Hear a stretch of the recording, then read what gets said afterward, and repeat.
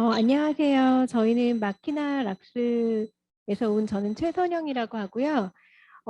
저희 마키나 락스에 대해서 얼마나 많이 알고 계시는지는 모르겠지만 저희는 이제 2017년에 설립된 스타트업입니다. 그래도 이렇게 또 대전까지 와서 그 AI 또 관심 있는 분들 만나뵙게 돼서 너무 반갑고요. 저희 제조 AI 연구를 넘어 비즈니스라는 아젠다로 좀 메시지를 전달해 드리려고 합니다. 저희 마키나학스가 2017년에 설립된 이후로 저희가 이제 자동차나 배터리, 화학 공장, 뭐 이런 반도체 공장 이런 좀 제조나 산업 쪽에서 좀 굴지의 큰 기업들과 AI 프로젝트를 많이 진행을 해왔습니다. 그래서 근데 실제로 이제 진행을 해오면서 그동안 POC 단계에서 머물렀거나 이제 연구 단계에 있었던 것들을 실제 산업에서 적용하면서 이제 그 경험했었던 스토리들이 많이 있어요. 그래서 오늘 첫 번째 세션에서는 그런 저희가 이제 실제로 AI 기술을 산업 현장에 적용하면서 겪었었던 일들을 스토리로 좀 전달해 드리려고 하고요. 두 번째 세션에서는 그 과정에서 저희가 어떠한 기술들을 어떻게 적용했는지를 조금 더 자세히 설명드리고자 합니다. 한 가지 좀 양해 말씀 구하려고 하는 게 저희가 첫 번째 세션을 준비하셨던 안승용 이사님께서 오전에 갑자기 좀 가족 상을 당하셔가지고 참석을 못하게 되셨어요. 그래서 일단 이제 두 번째 세션을 준비하신 김명학 박사님께서 첫 번째 세션까지 같이 커버를 해주실 예정입니다. 저희가 오늘 참석하시는 분들한테 따뜻한 커피를 제공하려고 서울에서부터 커피 머신을 들고 왔거든요. 그래서 아직 커피를 못 드신 분들은 이따 저 후문에 나가시면 그 커피 머신 있으니까 또 커피도 좀 드시고 오늘 또 이 시간 되게 어려운 걸음 하셨고 또 점심시간 이후라 좀 졸리실 수도 있는데 많은 것들 얻어 가시고 함께 좀 공유하는 자리가 됐으면 좋겠습니다. 그러면 저희 그 김병환 박사님 소개해 드리겠습니다.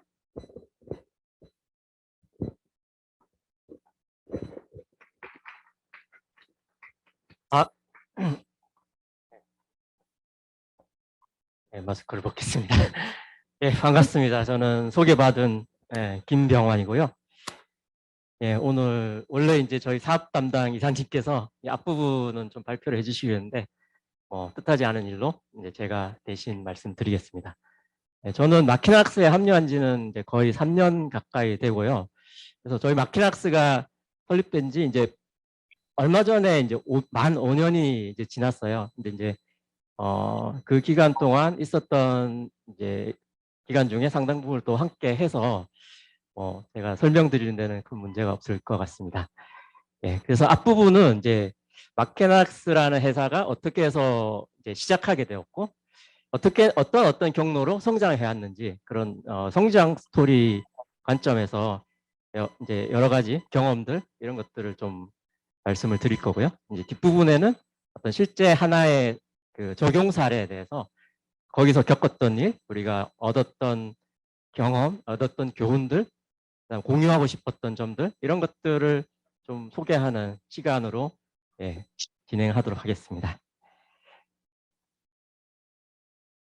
예, 그래서 첫 번째 세션의 타이틀은 이제 제조 생산 장비 이상 탐지 솔루션으로 비즈니스 가치를 만드는 여정 이렇게 정해봤습니다. 그래서 마케락스가 사실은 이제 이상 탐지 말고도 사실 많은 어떤 연구, 실제 이제 산업에 적용 가능한 그런 솔루션들을 하고 있어요. 이제 많은 기업들, 또 대기업, 뭐 중견기업뿐만 아니라 여러 이제 회사들과 이제 프로젝트하고 어떤 실제 어떤 현장 적용하는 그런 일들을 벌이고 있는데요.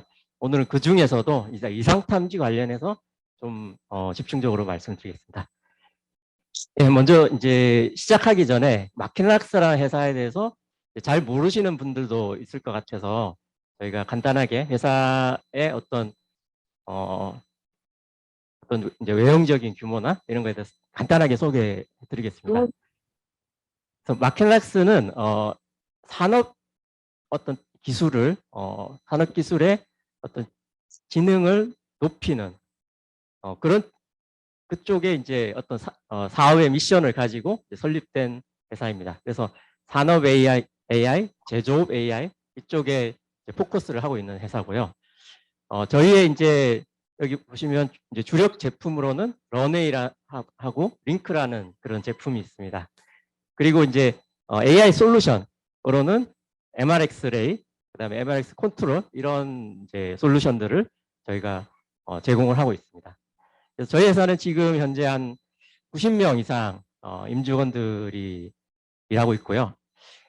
그리고 이제 아무래도 이제 아직은 스타트업 단계니까 이제 투자를 잘 받는 게 중요한데 누적 투자 액수가 약 2,600만 불, 하나로 한 320억 정도 되는 것 같습니다. 여기 보시면 이제 주요 투자하는 이제 전략적 투자 그런 기업들이 있고요. 그리고 이제 좀 특이할 만한 거는 이제 2021년에 이제 월드 이코노믹 포럼에서 테크놀로지 파이오니어 100개 기업 중에 하나로 선정이 되었고요. 그다음에 작년에는 이제 CB 인사이트에서 50개의 어떤 제조업 기술 기업으로 선정이 된 바 있습니다.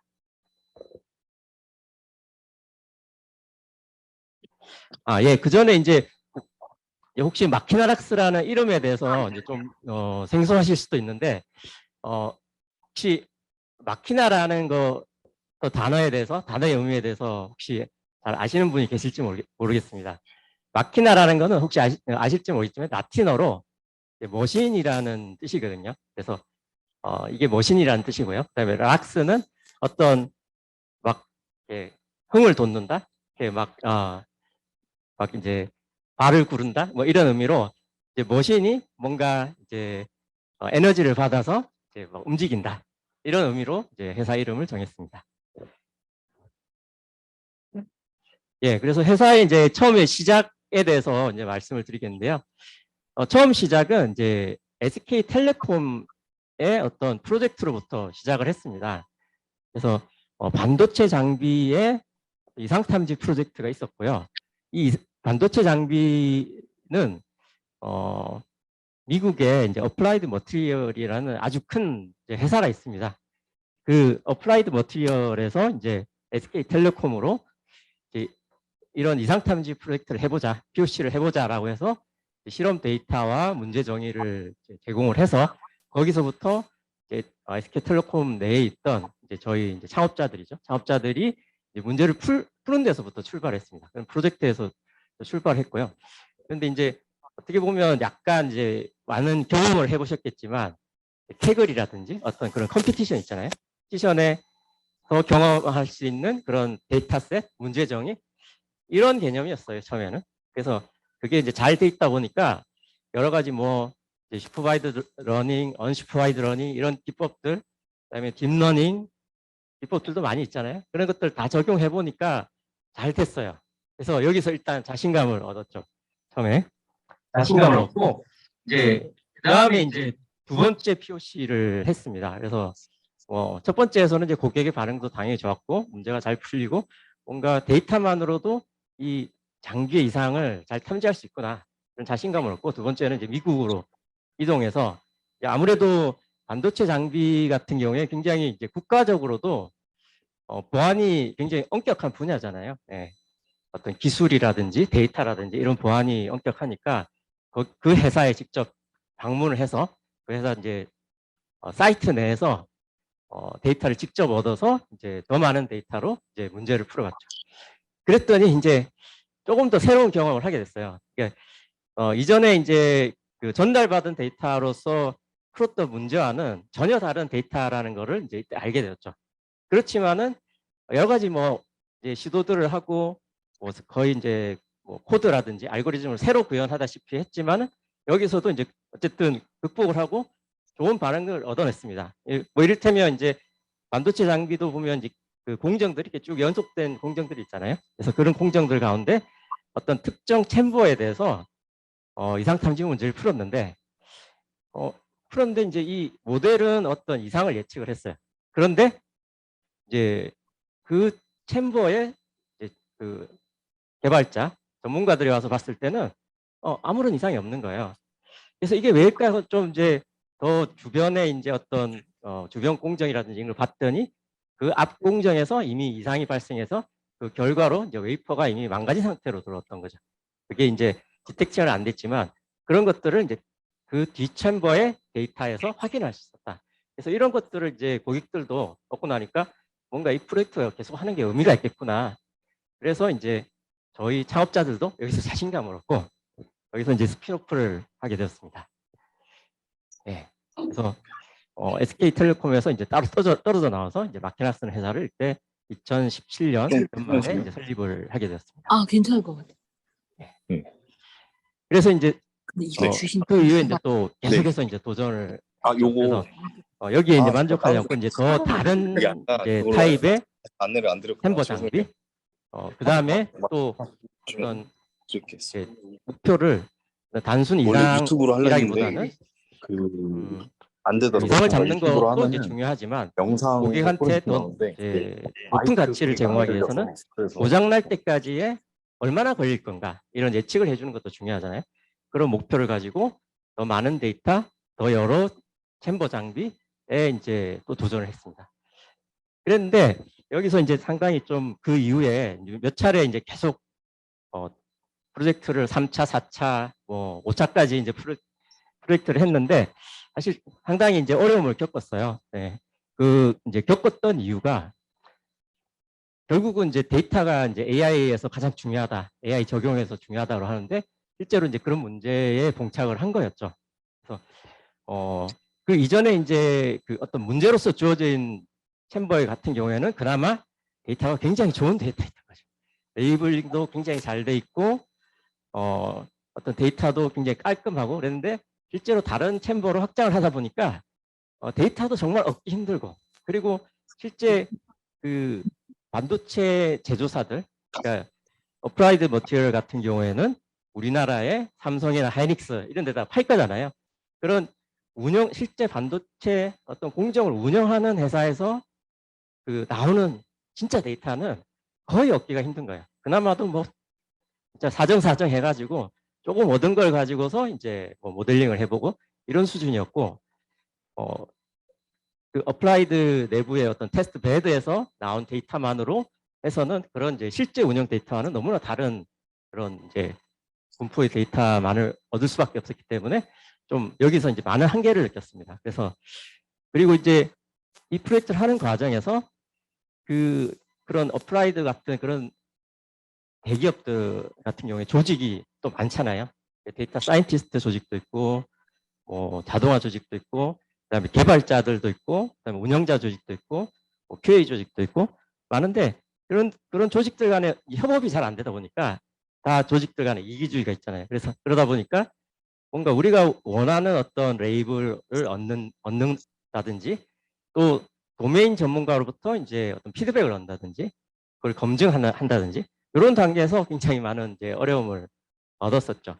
그래서 결국은 이제 이거는 이제 초반에는 야심차게 이제 시도를 했지만 상용화에는 결국은 실패를 했습니다. 그래서 역시 도메인 놀리지가 이제 중요하구나. 실제 산업에서는 실제 적용할 때는 이런 것들을 확인하는 그런 교훈점을 얻고 여기서 이제 더 이상은 이제 진행을 하지 않게 됐고요. 그래서 그렇지만은 이제 우리가 한번 경험했던 그런 교훈을 밑바탕 삼아 가지고 새로운 분야에 좀 진출을 해보자. 그래서 이제 그다음 두 번째로 시도한 게 자동차 회사에서 많이 쓰는 그 산업용 로봇이 있습니다. 그래서 보통 하나의 이제 자동차 조립 라인에서 이런 대형 그 육축 로봇들이 많이 사용되거든요. 근데 그게 이제 하나의 라인, 제조 라인에서 보면 그런 로봇들이 300대 이상 들어갑니다. 350대, 400대 이렇게 들어가는데 걔네들이 한번 고장이 나면 라인 전체가 멈춰요.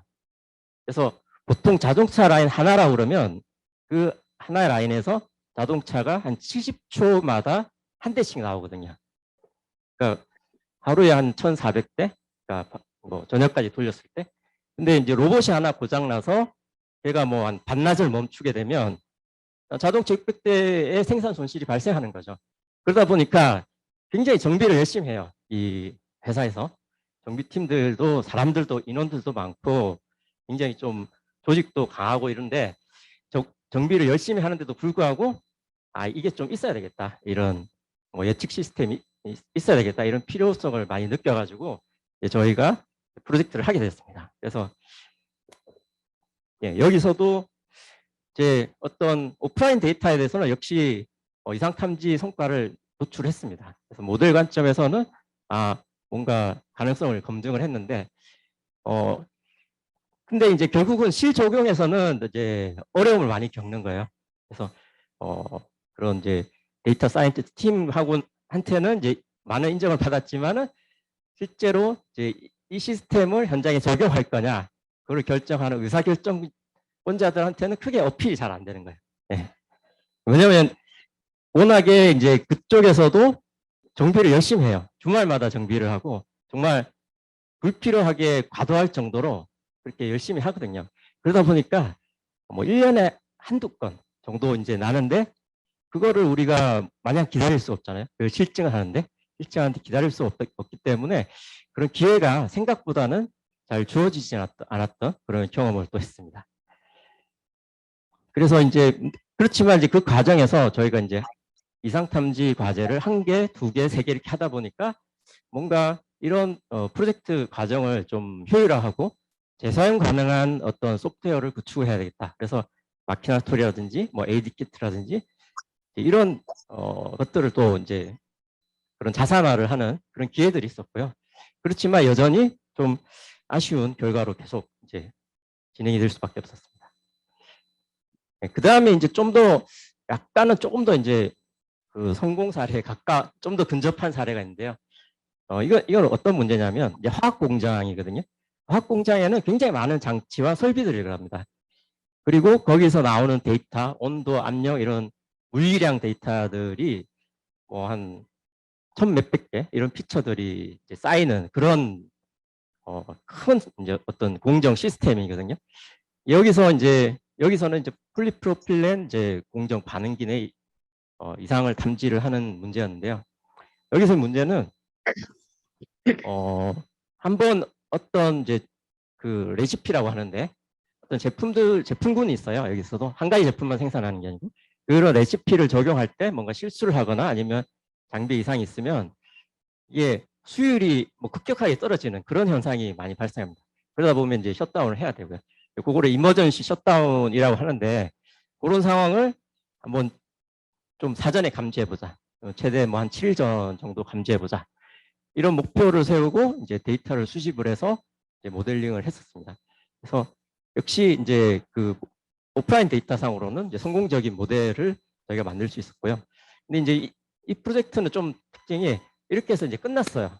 끝났고 저희가 이제 결과물로 그 모델 코드랑 이제 코드를 노트북 형태로 이제 이 화학 제조회사의 이제 데이터 사이언티스트한테 전달을 했습니다. 전달해서 그 데이터 사이언티스트들이 이제 뭐 이거를 가지고 이제 자기네들도 계속 매일매일 돌리는 거예요. 손으로. 예. 손으로 이제 매일매일 데이터를 수집해서 뭐 CSV로 노트북에서 로드를 하고 이거를 한번 추론을 하고 그거를 한 몇 달 동안 계속 한 거예요. 예. 했는데 어느 날 이제 딱 이상이 뜬 거예요. 이제 어느 날 그 전날 데이터를 넣어봤더니 이제 이머전 셧다운을 예고하는 그런 예측치가 뜬 겁니다. 그렇지만은 이 데이터 사이언티스트 조직하고 이제 공장 조직이랑은 또 다르잖아요. 그래서 뭔가 내부적으로 소통이 안 됐든지 아니면 뭐 중간에서 무시를 했든지 해서 그냥 넘어간 거예요. 이제 아무런 이제 공장을 모르고 있었던 거죠. 이제 아무런 대책이 없었던 거죠. 그랬는데 실제로 며칠 있다가 이제 저런 셧다운 현상이 발생을 한 거였죠. 그래서 저희는 굉장히 이제 이거에 대해서 이제 자신감을 가졌지만 역시나 그 화학회사에서는 뭐 이걸 맞췄다고 해가지고 저희를 뭐 크게 인정해주거나 이러지는 않았습니다. 그러니까 맞췄다. 역시 뭐 마케락스 실력은 있구나 이런 정도였지. 맞췄으니까 우리 정말 신기하다. 이거 계속 같이 해보자. 이런 얘기는 사실 이런 데까지는 사업적으로 이어지지 않았던 것이 참으로 이제 아쉬웠던 거죠. 그래서 이제 저희가 느낀 거는 이렇게 모델링만 잘해가지고는 이게 어떤 현실에서 임팩트를 내고 성과를 내기가 힘들다라는 거를 여기서 교훈을 얻었고요. 이게 그렇게 그냥 데이터 사이언티스트들이 손으로 데이터를 모아가지고 추론 버튼 이렇게 누르고 하는 걸로는 안 되겠다. 이게 뭔가 자동화된 시스템으로 구축이 되지 않으면 정말 적용이 힘들겠구나라는 걸 느꼈고, 그래서 MLOps 이제 시스템의 필요성을 이제 이때 절감하게 됐죠. 그리고 이제 그래서 이제 여기 이제 제품 2개를 이제 나란히 소개를 했는데요. 첫 번째 제품 링크라는 거는 이제 모델링 과정에서부터 이제 그 프로덕션 ML로 빠르게 이제 넘어갈 수 있게 하는 그런 모델링 툴입니다. 그래서 여기 보시면 이 왼쪽에 어떤 이제 그림들이 보이잖아요. 이게 이제 그 학습 파이프라인이거든요. 전처리 파이프라인, 학습 파이프라인을 주피터 노트북, 가장 우리가 이제 데이터 사이언티스트 친숙한 어떤 툴이죠. 주피터 노트북하고 이게 결합해서 사용할 수 하는 그런 툴입니다. 그래서 이거의 장점은 우리가 이제 주피터 노트북은 굉장히 인터랙티브하고 정말 직관적인 좋은 툴이잖아요. 그렇지만 이거의 아쉬운 점은 이게 이제 실제로 제품화를 할 때 다시 코드를 또 다 정리를 해야 돼요. 소프트웨어 엔지니어가 여기에 있는 코드를 다 카피를 해서 이제 파이썬 스크립트로 다 정리를 하고 그걸 뭐 또 에어플로우라든지 뭐 쿠베플로우 같은 그런 파이프라인 형태에 맞춰서 또 다시 포매팅을 하고 뭐 클래스를 만들고 이런 일을 해야 되는데 이 링크라는 툴을 쓰면 이 과정을 어느 정도 자동화를 할 수 있다는 거죠. 그래서 여기서 이렇게 파이프라인 형태를 정의를 하고 거기에 이제 각각의 컴포넌트에 코드를 넣어주면 이걸 바로 이제 쿠베플로우 파이프라인으로 익스포트를 할 수 있습니다. 그리고 그 익스포트 된 거를 갖다가 다시 이제 저희 자사 제품인 런웨이에서 이제 MLOps로 또 활용을 할 수 있고요. 그래서 그런 쪽에서 이제 저희는 이제 모델링 데이터 사이언티스트들이 쉽게 프로덕션 ML 적용할 수 있는 모델링 툴로서 이제 링크라는 거를 기획을 해서 개발했고요. 이 링크는 이제 커뮤니티 버전이 이제 무료거든요. 그래서 저희 사이트 들어가시면 바로 다운로드 받아서 시험해 보실 수 있습니다. 예, 그렇고요. 그리고 이제 아까 말씀드린 이제 런웨이는 MLOps 도구입니다. 그러니까 데이터 소스로부터 고객의 데이터 소스는 뭐 우리가 모았던 어쨌든 데이터 소스로부터 이 모델까지 연결을 해주고 또 모델을 이제 서빙할 수 있는 그런 프레임워크를 이제 구동을 해서 실제로 실시간으로 추론 결과가 나오고 그 결과에 대한 모니터링을 하고 성능을 또 평가하고 할 수 있는 그런 이제 엔드-투-엔드 MLOps 플랫폼이라고 할 수 있습니다. 그래서 이제 이거의 좀 커버리지를 봤을 때는 사실 이제 아마존 그 AWS죠. AWS의 세이지 메이커나 아니면 이제 구글의 GCP 버텍스 AI하고 사실은 커버리지 자체는 똑같습니다. 물론 이제 저희 제품이 그 정도 수준은 아니고요. 수준은 아닌데 어쨌든 그런 이제 커버리지를 가지고 있다라는 걸 말씀드릴 수 있고 사실 좀 더 이제 특화된 거는 저희는 이제 제조업 데이터에 좀 더 특화되어 있습니다. 그래서 제조업 데이터들은 대부분 이제 타임 시리즈적인 성격을 가지고 있고 그 다음에 정형 데이터입니다. 태블라 데이터죠. 이제 그런 거에 좀 특화되어 있고 조금 더 쓰기 편하게 그렇게 만들어진 플랫폼이라고 할 수 있습니다. 사실 뭐 세이지 메이커 한번 써보신 분은 알겠지만 쓰기가 상당히 복잡하거든요. 근데 이제 런웨이를 이제 써보신 분들은 이제 쉽게 쓸 수 있다. 쉽게 모델을 학습시키고 배포할 수 있다. 뭐 이런 그 피드백들을 많이 하십니다. 네, 그래서 이제 저희가 이제 그 앞 단계에서 이제 이런 필요성들을 절감해서 이런 제품까지 이제 기획하고 만들게 됐고요. 그 위에 그러면 이 이상 탐지는 그럼 어떻게 할 거냐? 라고 이제 다른 부분에서 조금 더 이런 실적용 관점에서 좀 더 타겟팅을 해보자라고 이제 저희가 도전한 과제가 CO2 레이저들을 이상 탐지입니다. 그래서 좀 더 이제 새로운 장비 또 이거를 바로 어떤 POC만 할 것이 아니고 POC에서 바로 이제 실제 데이터, 라이브 데이터로 연결하는 그 어떤 리드 타임을 획기적으로 줄이는 걸 한번 해보자 이번 과제에서는.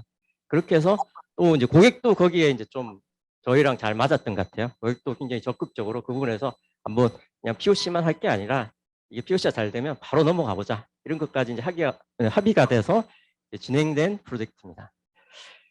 그래서 여기는 이제 수십 대의 어떤 레이저 드릴 장비가 있는 어떤 생산 공정 환경이고요. 각 장비로부터 이제 실시간 라이프 데이터가 계속 나옵니다. 이거는 이제 고객이 이제 그 DBR을 한 거였고요. 그리고 현장 유지 보수 활동 등으로 이제 데이터 변화가 계속 발생하니까 뭐 재학습이라든지 또 그런 장비 수리나 교체에 따른 뭐 여러 가지 변화들이 발생을 해서 정말 MLOps 플랫폼이 필요한 그런 상황이었던 거죠. 예, 그래서 이제 여기서 이제 모델, 그러면 MLOps 운영 환경이 왜 이제 중요하냐, 그런 얘기들을 설명하고 있습니다. 그래서 솔루션 우리가 열심히 개발했는데 어떻게 납품할 것이냐, 또 학습, 배포, 뭐 이런 것들을 어떻게 할 것이냐. 그래서 결과적으로는 이제 저희가 그 MLOps 솔루션까 그 플랫폼까지 이제 제공을 해서 지금 현재 돌아가고 되고요.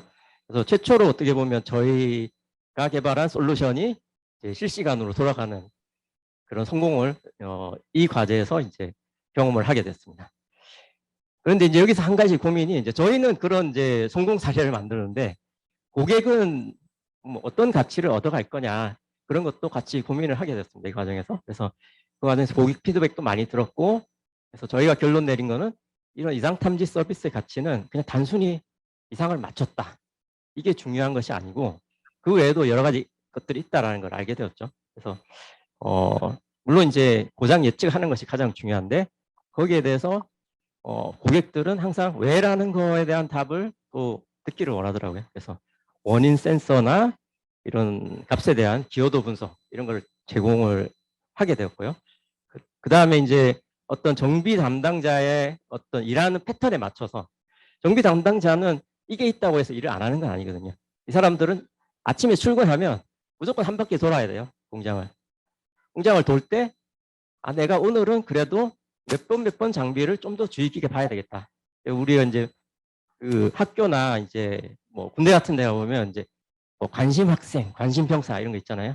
이 학생이 지금 좀 상태가 안 좋아, 뭔가 우울해. 그럼 좀 집중적으로 케어하는 거죠.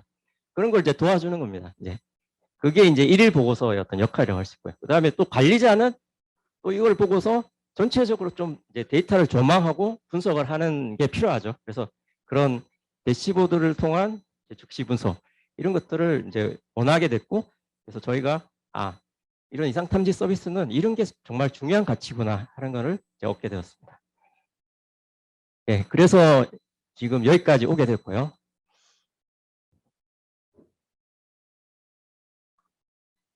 예, 그래서 이제 요약을 하면 이상 탐지 사업화 관점에서 주요 관점, 이렇게 그 요약을 드릴 수 있겠습니다. 그러니까 사업화 관점에서 보면 이제 첫 번째, 이제 저희가 경험을 해보니까 이상 탐지라고 해가지고 모든 프로젝트가 다 같지가 않더라고요. 그래서 많이 어떤 소프트웨어적으로 반복되는 작업을 좀 공통화를 하고 소프트웨어 재사용을 하려고 노력해보고 했는데 사실 잘 안 됐습니다. 거의 실패를 했습니다. 그래서 많이 만들기도 하고 했는데, 그래서 이게 표준화가 상당히 쉽지 않다라는 걸 이제 알게 됐고요.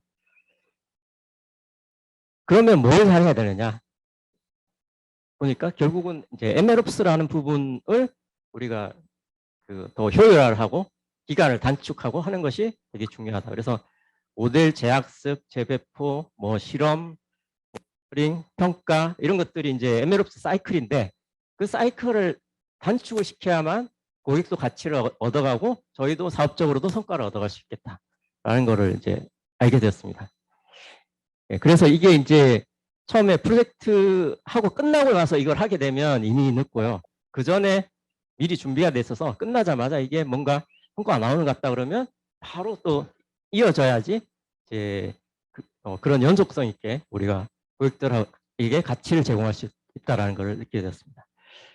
그 다음에 데이터 모니터링도 역시 중요하다라는 걸 이제 알게 됐죠. 그래서 뭐 우리가 이상 탐지를 비롯해서 모든 AI 모델이 뭐 성능 가지고 이제 우리 얘기를 하잖아요. 이제 학계에서는 당연히 성능이 중요하죠. 뭐 70%냐, 71%냐 이런 성능이 되게 중요한데, 사실 현장에서는 그런 성능보다는, 또 어떻게 보면 성능도 중요한데 성능보다는 설명력이 되게 중요한 것 같아요. 그래서 단순히 이제 사람이라는 게 사람의 특성이 그냥 남의 말을 듣고 쉽게 인정하는 그런 특성이 있지 않거든요. 자기가 납득을 해야만 그 상대방을 인정하고 또 우리는 AI를 인정하고 이렇게 되는 것 같아요. 그래서 항상 왜라는 질문을 던지잖아요. 그런 질문이 없으면 좀 아닌 것 같아요. 그래서 그런 질문에 대해서 답을 할 수 있어야 되니까 어떤 인사이트를 제공해 줘야 되고, 그랬을 때 고객이 거기서 자기가 이해하는 것과 일치하게 되면, 그러면 이제 그때서야 이제 AI를 인정하게 되는 그런 경험을 많이 하게 됐습니다. 그래서 인사이트를 제공할 수 있어야 된다라는 것이 이제 중요한 포인트였고요. 그 다음에 역시 뭐 연장선상인데요. 단순한 고장 예지, 어노멀 스쿼 이런 걸 뛰어넘어서 좀 더 구체화되고 좀 더 디테일한 분석이 제공됩니다. 이 부분은 아직 좀 자동화되기는 좀 어려울 수도 있는 것 같아요. 그래서 어떤 부분은 자동화를 하고 어떤 부분은 또 저희 ML 엔지니어들이 직접 또 분석을 해서 분석 툴을 가지고 분석을 해서 또 제공하기도 하고 이렇게 되는 것 같습니다. 예, 그 다음에 이제 고객의 어떤 필요에 맞는 아까 같이 이제 데일리 리포트 같은 게 그런 역할을 하는 거죠. 이 사람이 아침에 출근했을 때 너가 어떤 거를 좀 봐줬으면 좋겠어. 이런 것들을 제공하면 되게 만족하는 거죠. 고객들이. 예, 그런 것들이 있고요. 그 다음에 이제 또 중요한 것이 저희가 이제 그동안 경험한 프로젝트에서는 아주 어렵고 최신의 그 고도화된 모델을 써서 문제를 푸는 것들이 대부분은 중요하지 않았습니다. 그래서 많이 알려지고 조금 뭐 그냥 특별할 것이 없는 그런 모델 아키텍처를 써서도 어떤 성능 관점에서는 거의 대부분 그냥 만족할 만한 결과를 얻었고요. 그래서 어떤 MLDL만으로 뿐만 아니라 또 때로는 통계적인 기법, 때로는 어떤 뭐 룰 베이스 이런 것들을 써서라도 어떤 고객이 원하는 어떤 성능, 성과를 얻으면 그게 오히려 나을 수도 있다. 이런 것들을 이제 교훈으로 얻었습니다. 예. 그 다음에 마지막이 진짜 중요한 건데요. 이런 것들이 이제 고객한테 인정받기 위해서는 결국 모든 게 시간하고 또 관련이 있습니다. 그래서 뭐 우리가 잘 맞췄던 것이 뭐 예를 들어서 이게 빨리 증명이 되는 게 중요하지 나중에서 뭐 1년이 지나서 2년이 지나서 증명이 되는 건 아무 소용이 없다는 거죠. 저희도 문제고 이제 고객도 인정할 수 없고요. 그래서 그런 어떤 시간적인 요인에 있어서 굉장히 좀 중요한 점을 많이 느꼈습니다. 그래서 그런 점을 도와주기 위해서 이제 결국 MLOps라는 것들이 이제 중요하다는 걸 또한 이해하게 됐습니다. 이상이 이제 저희가 경험한 사업화 관점에서 이제 주요 관점이고요. 예. 그래서 이거는 이제 아까 그 이상탐지 문제라고 해서 다 같은 게 아니라고 했잖아요. 그래서 이거를 조금 더 좀 고객한테 제시할 수 있는 솔루션 형태로 만들기 위해서 저희가 이제 브랜드를 붙인 게 MRX 레이라는 이름의 어떤 솔루션 오퍼링을 만들었습니다. 그래서 문제가 다 비슷한 것 같아도 다 결국은 모델링이라든지 이런 엔지니어링 관점에서는 다시 작업들을 해야 됐기 때문에 결국은 이거를 재활용하기 위해서는 오히려 더 스페시픽하게 파고 들어가는 수밖에 없다라는 걸 이제 저희가 절감을 하게 됐고요. 그래서 도메인을 뭐 레이저라든지 레이저 드릴이라든지 또는 모터라든지 또는 뭐 다른 어떤 그 핵심 장비 이런 거 위주로 좀 더 특화시켜서 이제 고객들이 만약에 그런 장비를 쓰고 있는 고객들이 있으면 바로 좀 체험을 해볼 수 있고 즉각적인 가치를 좀 체감을 해야 한다고 할까요? 그렇게 해볼 수 있는 그런 오퍼링이 필요하다라는 거를 이제 알게 되어서 저희가 이런 그 브랜드의 어떤 오퍼링도 기획을 하게 됐습니다. 그래서 이것들은 일단은 지금 생각하고 있는 거는 이제 좀 더 그 우리나라에도 좀 대기업이나 중견기업을 제외한 어떤 그보다 작은 규모의 회사들의 경우에는 데이터 보안이 그렇게 또 엄격하지 않은 회사들이 있거든요. 그런 회사들에게는 좀 더 이제 저비용의 어떤 클라우드 기반 이상탐지 서비스를 제공할 계획이고요. 그리고 데이터 보안이 정말 엄격해. 정말 이거는 죽어도 양보 못해. 이런 데는 온프레미스로 이거를 이제 저희가 배포를 해서 제공을 할 그런 계획입니다. 여기서는 이제 이런 것들을 또 계획을 하고 있고요. 그래서 이것들이 그동안 저희가 경험하면서 뼈아팠던 일도 있었고 또 성공도 있었는데 거기서 나온 이제 결과물이 되겠습니다. 이상 이제 그 비즈니스 가치를 만드는 여정에 있어서 마케나스의 어떤 성장 스토리를 소개해 드렸는데 혹시 여기서 궁금한 점 있으면 질문해 주시면 답변 드리겠습니다. 예, 말씀하십시오.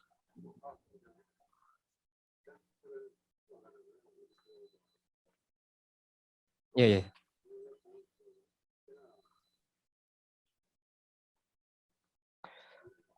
예.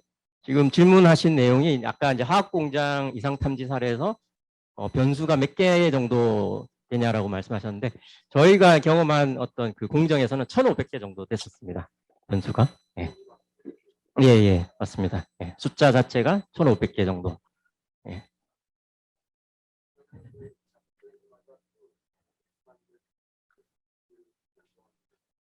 예, 맞습니다. 예, 예.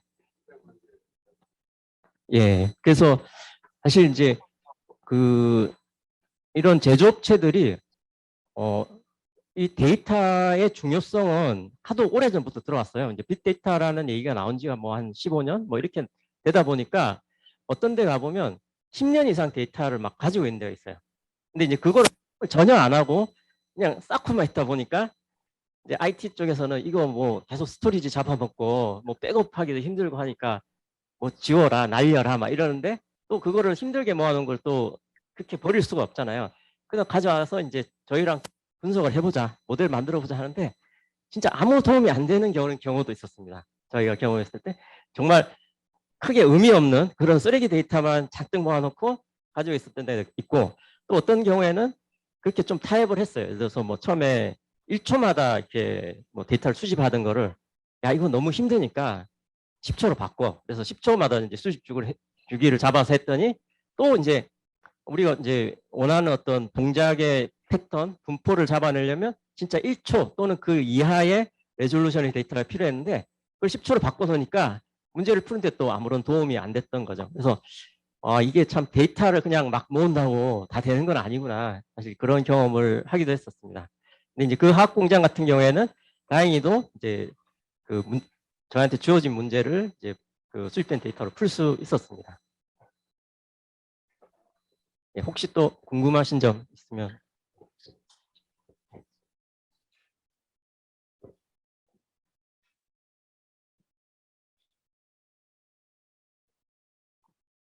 예.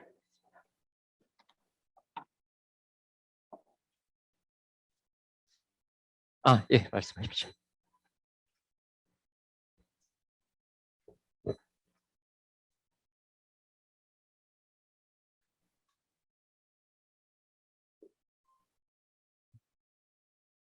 예, 맞습니다.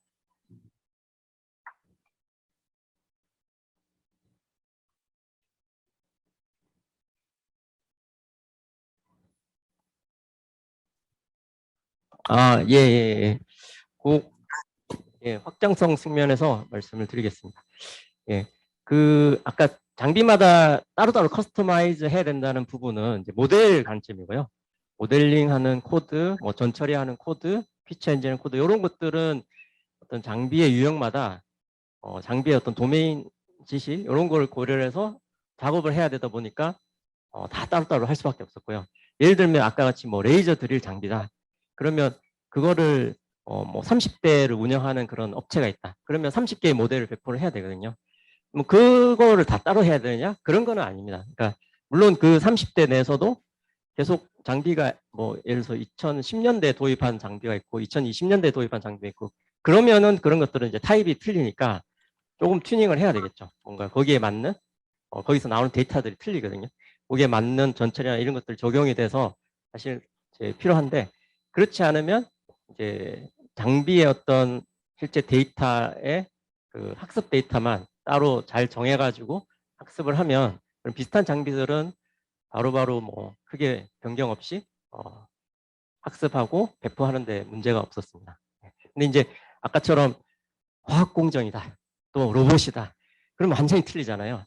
그러면 이제 들어가야 되는 거죠. 저희 엔지니어들이 이제 데이터를 한번 분석을 하고 그 모델링을 또 시도를 해서 실험도 하고 진짜 잘 되는 모델을 찾고, 이런 것들은 이제 과정이 필요했었습니다.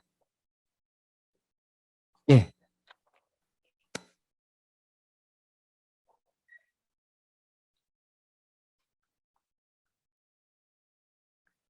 예.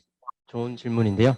저희가 이제 보통 POC를 하는 기준이 사실 문제에 따라 되게 틀리긴 하거든요. 어떤 뭐 데이터 양이나 어떤 테이블 개수나 이런 거 틀리긴 하는데, 보통 3개월에서 인원 3명 정도 이렇게 보통 잡고 있습니다. 그렇게 하면은 뭐 보통 아주 특이하지만 않으면 결과는 나옵니다. 이게 뭐 모델링이 되는지, 잘 성능이 나오는지, 뭐 안 될 수도 있고요. 근데 어쨌든 1차적으로 그 POC, 오프라인 데이터에 대한 POC 결과는 나오는 수준이고요. 이제 거기서 이제 실제로 그 실시간 라이브 어떤 서빙까지 적용되는 데가 이제 예전 같으면 그거를 앞에 이제 오전에 이제 박찬성 그 님이 그 MLOps 관련해서 발표를 해주셨잖아요. 그 오픈 소스 같은 거 되게 많아요. MLOps 관련된 어떤 여러 가지 구성 요소들이 있는데 그거를 다 이제 일일이 다 설치하고 그걸 이제 조합하고 인테그레이션 해가지고 꾸리려면 그게 뭐 못해도 한 3개월 정도 걸립니다. 대략. 근데 저희가 이제 만든 그 MLOps 플랫폼인 런웨이 같은 걸 쓰면 그게 막 2주에서 한 달 정도로 많이 줄일 수 있어요. 그래서 그 부분에 있어서 좀 저희는 혁신을 가져왔다라고 이제 자부를 하고 있습니다. 예, 그 뒤에 분. 예.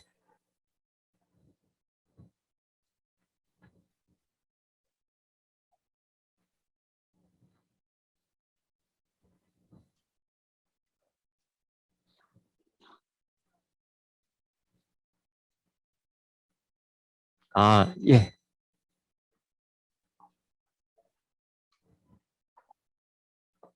보통 이제 저희랑 이렇게 POC를 하는 회사들은 데이터 수집 방법은 그쪽에서 어떻게든 마련을 해요. 그러니까 원래부터 장비에 이제 그런 데이터 그 나오는 경우도 많이 있고요. 그런 이제 그 제조업체에서 장비 제조업체에서 그럼 자기네들도 이제 진단 뭐 모니터링을 해야 되니까 기본적인 센서 데이터 같은 거를 이렇게 그 도출을 시켜주는 그런 데가 있고 그거를 이제 DB화까지는 보통 고객들이 하는 편입니다. 데이터베이스화까지 하는 편인데 근데 어떤 경우에는 그게 안 돼 있는 경우도 있어요. 전혀 안 돼 있는. 예를 들어서 모터 같은 경우에는 뭐 없잖아요. 사실 모터라는 게 무슨 뭐 센서를 설치하고 이런 게 별로 없잖아요. 근데 그런 경우에는 저희가 이제 그런 전문 센서 업체랑 파트너십을 맺고 센서를 설치합니다. 진동 센서, 전류 센서 이런 걸 설치를 해서 수집까지 책임을 지고 이제 그 뒷단에 이제 모델링 이런 것까지 하게 되는 그런 경우도 있었습니다. 그건 이제 작년에 그런 프로젝트를 한 2건 정도 저희는 수행을 했었고요. 케이스마다 틀린데 지금까지 대부분은 일단 이제 데이터까지는 어떻게든 예, 고객사에서 모으는 경우가 많았습니다. 예.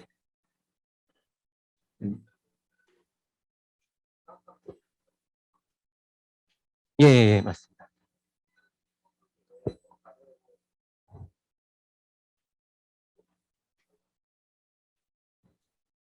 예.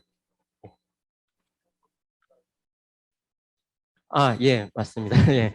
사실은 저희가 이상 탐지만 이렇게 하진 않고요. 물론 회사의 어떤 출발이 이상 탐지 과제를 하다 보니까 거기서 가장 많은 이제 저희가 이제 경험이나 교훈들을 얻은 거는 맞고요. 근데 지금 하고 있는 거는 굉장히 다양합니다. 특히나 이제 요즘 많이 이제 그 최근에 그 화두가 되고 있는 게 가스비 인상 이런 거잖아요. 그게 다 에너지랑 관계된 거죠. 에너지 관련해서 굉장히 그 어떤 기업들의 어떤 수요도 되게 많고요. 그래서 이를테면 뭐 저희 같은 재생 에너지 같은 거를 잘 활용하기 위해서는 그 예측이 중요하거든요. 발전장 예측 같은 게 되게 중요한데 그쪽으로도 프로젝트를 뭐 오랫동안 해왔고 실제로 예측 서비스를 하고 있습니다. 데일리로 전국에 한 1000개 정도, 1000개 가까이 되는 발전소, 태양광 발전소에 대해서 실제 다음날 기상 정보를 가지고서 인풋을 해가지고 발전량 예측값을 그 가상 발전소 운영업체한테 제공하는 그런 서비스를 하고 있고요. 그 외에도 이제 요즘 화두가 되고 있는 이제 전기차, 배터리 이런 쪽에서도 되게 이제 예측이 중요하거든요. 그래서 배터리 같은 경우에 이제 되게 중요하죠. 배터리가 값이 전기차에서 차지하는 가격 비중이 되게 크잖아요. 몇 천만 원짜리잖아요. 그 배터리만 하더라도. 근데 이거를 뭐 10년 쓰면은 뭐 이게 이제 배터리가 원래 500km 가던 게 200km밖에 못 간다. 그러면 이제 갈아줘야 되잖아요. 예, 그런 감가상각 같은 거를 정확하게 예측해야 얘를 중고차로 팔 때 그게 사는 사람도 그렇고 파는 사람도 그렇고 누구도 이제 불만 없이 할 수 있겠죠. 그래서 그런 예측 같은 것도 수요가 되게 많아요. 배터리. 그 다음에 배터리 같은 경우에 또 이게 위험한 게 아직은 전고체가 좀 활성화 안 돼 있어가지고 불이 잘 나지 않습니까? 굉장히 위험하죠. 그래서 배터리 그 개발하는 연구소에서도 그게 엄청나게 큰 이슈예요. 그 연구원들이 실험을 되게 다양하게 해야 되는데 겁이 나서 실험을 못 하는 거야. 그래서 그 연구원들을 보호하기 위해서도 저희가 예측하는 걸 막 모델 만들어주고 그래요. 그리고 실제로 이런 배터리들을 막 창고 같은데 이렇게 막 쌓아놓는 데가 있거든요. 그 에너지 저장 장치라고 하는데, 그게 이제 결국은 신재생 에너지 그 에코시스템의 아주 큰 중요한 부분입니다. 그게 왜냐하면 이제 전기차 같은 경우에 뭐 원래 쌩쌩한 거 500km 가던 게 뭐 7년 지나가지고 200km밖에 못 가. 그러면 교체를 하잖아요. 새로운 거 뭐 몇천만 원 주고 사고. 그럼 얘 이제 200km밖에 못 가는 걸 어떻게 할 거냐? 이 버릴 수는 없잖아요. 얘를 어떻게든 써야 되잖아요. 그걸 쓰는 거를 이제 그런 데다 활용을 하는 거죠. 그리고 이제 뭐 밤에 뭐 한전에서 야간 전력 이런 것도 생산하면 사실은 그게 야간 전력 싸잖아요. 싸는 이유가 안 쓰면 그냥 버릴 수밖에 없거든요. 그냥 날아가는 거거든요. 근데 그걸 갖다가 그 배터리 폐 배터리에다가 잘 저장을 해서 나중에 진짜 피크 타임에 그걸 풀어주면 그게 이제 진짜 그 어떻게 보면 이제 탄소 중립을 이룩하는 아주 그 키포인트가 되는 거거든요. 그런 부분들이. 그러다 보니까 그런 예측들 이런 것들 굉장히 수요가 많아서 저희가 이제 뭐 전기차, 배터리 이런 쪽의 예측 문제들 많이 하고 있고요. 그 외에도 자동차 쪽으로 되게 많이 해요. 자동차. 그래서 자동차 쪽은 이제 어떤 최적화 문제가 되겠는데요. 그런 데는 이제 강학습을 또 써서 또 성과를 냈고요. 실제로 전기차 같은 경우에 그 이제 차주들이 그걸 달달달 떤다고 그러거든요. 뭐 무슨 얘기냐면 내가 서울에서 부산까지 가야 되는데 히터를 좀 틀고 싶은데 히터 틀면 한 울산 중간에 뭐 대구까지 가서 충전을 하게 생겼어. 근데 충전하려면 뭐 몇십 분씩 기다려야 되고 뭐 이게 어떻게 될지도 모르고 하니까 그냥 추운데 달달달 떨면서 간다고 그러잖아요. 근데 그런 부분에 있어서 에너지 효율화를 하기 위해서 그런 냉난방 시스템을 최적화하는 그런 문제들, 그런 문제들을 이제 강학 통해서 풀어서 실제로 POC 단계에서는 되게 성과를 거두고 있고요. 뭐 계속 실적용을 위한 또 프로젝트를 또 하고 있습니다. 네, 뭐 대략적으로 제가 말씀드릴게요. 네, 말씀하십시오. 예. 예, 링크 같은 경우에는 일단 커뮤니티 버전은 이제 다운받아 쓸 수 있고요. 근데 링크만으로는 이게 배포는 안 돼요. 모델 관리나 배포는 안 되고 그 부분은 이제 런웨이 담당 부분이고요. 링크가 할 수 있는 거는 이제 파이프라인 형태로 정리를 할 수 있다는 거죠. 그리고 필요하면 그 쿠버플로우 파이프라인으로 익스포트가 가능합니다. 그래서 이 링크를 써보신 분들이 많이 이제 좀 좋다라고 생각하시는 부분이, 우리 주피터 노트북은 사실 좀 노트북으로서 되게 편하긴 한데 이 코드가 정리가 안 되잖아요. 써보시면 막 여기다가 셀을 붙여가지고 실행했다 했다 하면 코드가 정리 안 되고 나중에 코드가 많아지면 내가 어디서 어떻게 실행했었지? 이런 것들이 막 기억도 안 나고 상황 정리가 잘 안 되거든요. 근데 이게 파이프라인을 쭉 정리를 하면서 코딩을 하면 이게 굉장히 깔끔하게 정리가 잘 된다. 그리고 다른 사람한테 공유할 때도 굉장히 좋고 편하다라는 걸 많이 이제 얘기를 해요. 근데 이제 저희가 이제 보는 거는 그것뿐만 아니라 그거는 이제 부가적인 효과고, 실제로 파이프라인을 MLOps 플랫폼에다 바로 넘겨서 거기서 서빙을 하게 하는 게 사실은 주 목적이었죠. 예. 예. 뒷부분. 예. 예.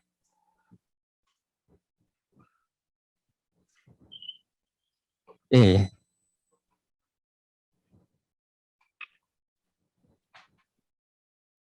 예, 예, 맞습니다. 예, 정확하게 지적을 하신 부분이고요. 사실 실험실에서야 이제 그런 계측 장비로 그 배터리의 어떤 그런 수명 패턴 이런 것들 데이터를 수집할 수 있는데, 사실 실험실에서 모은 데이터가 이제 현실을 반영하는 건 아니거든요. 실제로 전기차를 운영하면서 배터리 수명이 어떻게 줄어들고 그 충전 용량이 어떻게 감소하는지 이 데이터를 얻어야 되는데 그게 정말 힘듭니다. 왜냐하면 전기차 차주들이 그거를 뭐 측정하기 위해서 야, 너 나 도와줄 테니까 측정해, 이렇게 시간 내서 어디 해주지를 않잖아요. 그리고 뭐 그런 측정 장비를 뭐 전기차에 내재할 수도 없는 거고요. 예, 당연히.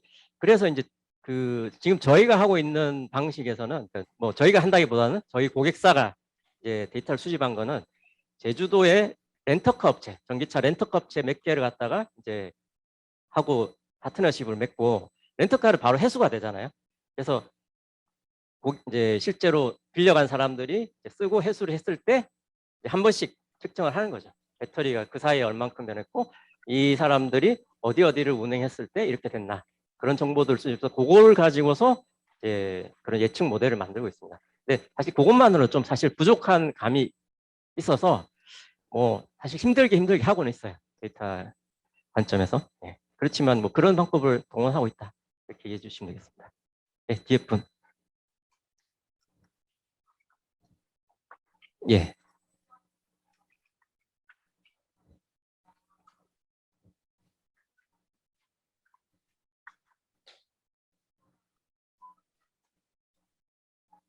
예. 기술적으로는 그런 제어가 다 가능은 하고요. 가능은 한데 이제 결국은 거기서 그 머신러닝 모델의 역할은 머신러닝이나 강화학습의 역할은 거기서 어떤 값으로 제어를 할지 예를 들어서 에너지를 최적화하기 위해서 내가 뭐 18도를 맞추고 싶은데 지금 뭐 26도야 그러면 어떤 시퀀스로 1초 있다가 타겟 온도를 뭐 25도로 하고 뭐 그다음에 15초 있다가 24도로 하고 이런 식으로 그 값들을 찾아내는 거거든요. 그 최적 패스를 찾아냈을 때 그때 에너지 소모량이 뭐 최적이 된다. 요런 이제 경로를 찾아내는 거거든요. 그런 이제 탐색 문제인데 그 문제를 이제 강학습이나 이런 다른 기법들 통해서 푸는 거고요. 기계적이나 어떤 전자적으로 제어하는 거는 이미 다 가능한 기술입니다. 그런 부분. 예, 그러면 이 정도로 일단 하고요. 바로 다음 세션으로 그럼 넘어가도록 하겠습니다. 예. 예, 좀 시간이 많이 지났는데요. 좀 힘드셨을 테니까 들으시는 분들도 2시에 그러면 계속 이어서 하도록 하겠습니다.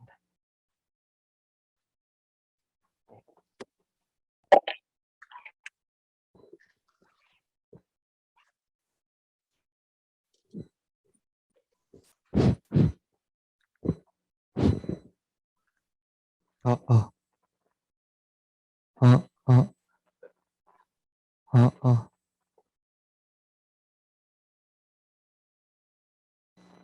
어, 어, 어, 어, 어, 어, 어. 가까이 있어가지고 나는 거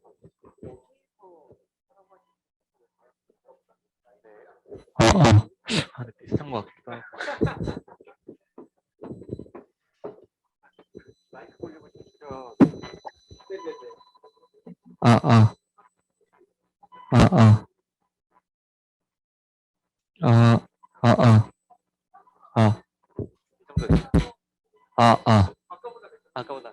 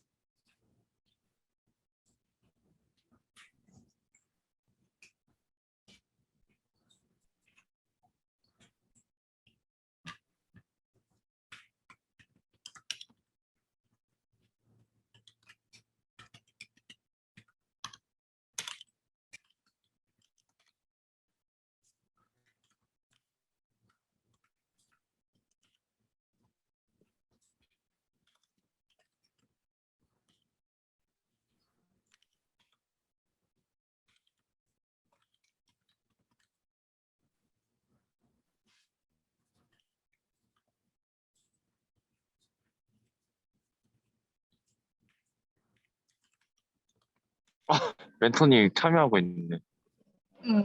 맞네. 보고 있. 근호오빠는 선명 오시네. 있어요.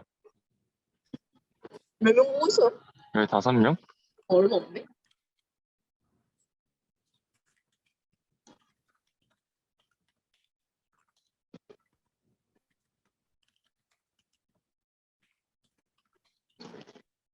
응?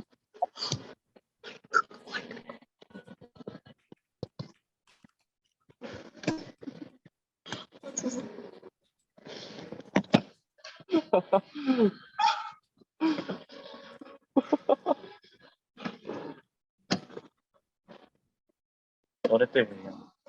설마 교수님 계셨던 거 아니겠지? 무슨 일 없었어. 아니 근데 그 거기에 들렸을 거 아니야. 근데 이게 지금 거기 있는 사람들은 모르죠. 왜요? 거기 스피커 너 껐어? 지금 켰어? 지금 껐어. 정리했어? 안 했어, 안 했어.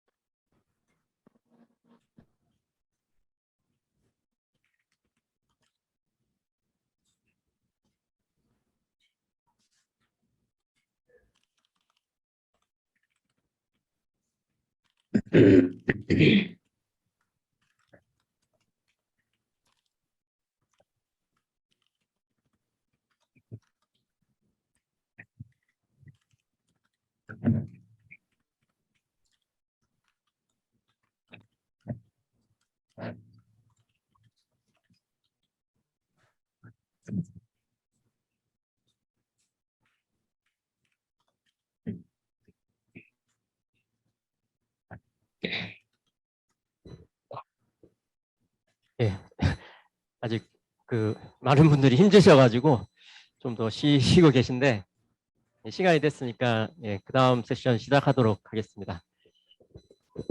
예, 이번 세션에서는 그 적용 사례로 마지막에 소개했던 그 PCB 레이저 드릴 장비 이상 탐지 문제에 대해서 조금 더 디테일하게 말씀을 드리겠습니다. 예, 그래서 문제 배경을 먼저 설명드릴 텐데요. 저희한테 이제 이 문제를 가지고 온 회사는 PCB라고 우리 전자 회로 기판이죠. 전자 회로 기판 뭐 우리 핸드폰이나 컴퓨터 이런 데 많이 사용되는 전자 회로 기판을 제조하는 그런 회사예요. 국내에 워낙 이제 IT 기업들이 많고 그런 제품들도 많이 만들다 보니까 이런 수요들이 또 많아요. 그래서 이것만 하는데도 뭐 상당히 많은 공정을 거치고 또 이거의 부가 가치도 상당히 높더라고요. 생각보다 단순한 작업이라고 생각했는데, 근데 이 과정에서 어떤 하나의 공정에서 어떤 걸 하냐면 이 레이저 드릴을 써가지고 그 구멍을 뚫는 그런 공정이 있어요. 그래서 여기 보시면 이제 PCB 그림이죠. 이거 많이 보셨죠? 여기에 이런 구멍들이 많이 있잖아요. 이 구멍들이 어떤 역할을 하냐면 이걸 통해서 이제 실제로 여기 소자들이 이렇게 납땜이 되기도 하고, 그 다음에 이런 기판들이 사실은 그냥 보기에는 그냥 되게 단순해 보이지만 사실은 여기에 다 레이어가 있습니다. 층이 뭐 10층, 20층 되는 것들이 많거든요. 그 어떤 회로의 복잡도에 따라서. 왜냐하면 하나의 평면으로는 이게 이제 둘러 그리기, 뭐 붓 그리기 해보면 이게 크로스가 되면 안 되잖아요. 크로스 되면 합선이 되는 거니까. 그런 걸 피하려고 하다 보면 이 입체로 갈 수밖에 없어요. 그래서 그런 이제 여러 층 간의 그런 연결 경로로 이게 사용되는데, 요거를 이제 비아홀이라는 그런 용어를 써서 표현을 하거든요. 이런 비아홀을 뚫어야 되는데 이게 이제 점점 그런 이제 회로 같은 게 소형화되다 보니까 그냥 일반 어떤 금속재 드릴 비트로는 한계가 있어요. 그래서 레이저 드릴을 결국 쓰게 됩니다. 그래서 근데 이제 레이저 드릴이 어떤 문제가 있냐면 그런 목적에는 잘 맞는데 레이저가 워낙 이게 강한 빛이잖아요. 그래서 고에너지 고온을 이렇게 고온 환경에 노출되다 보니까 고장이 잘 납니다.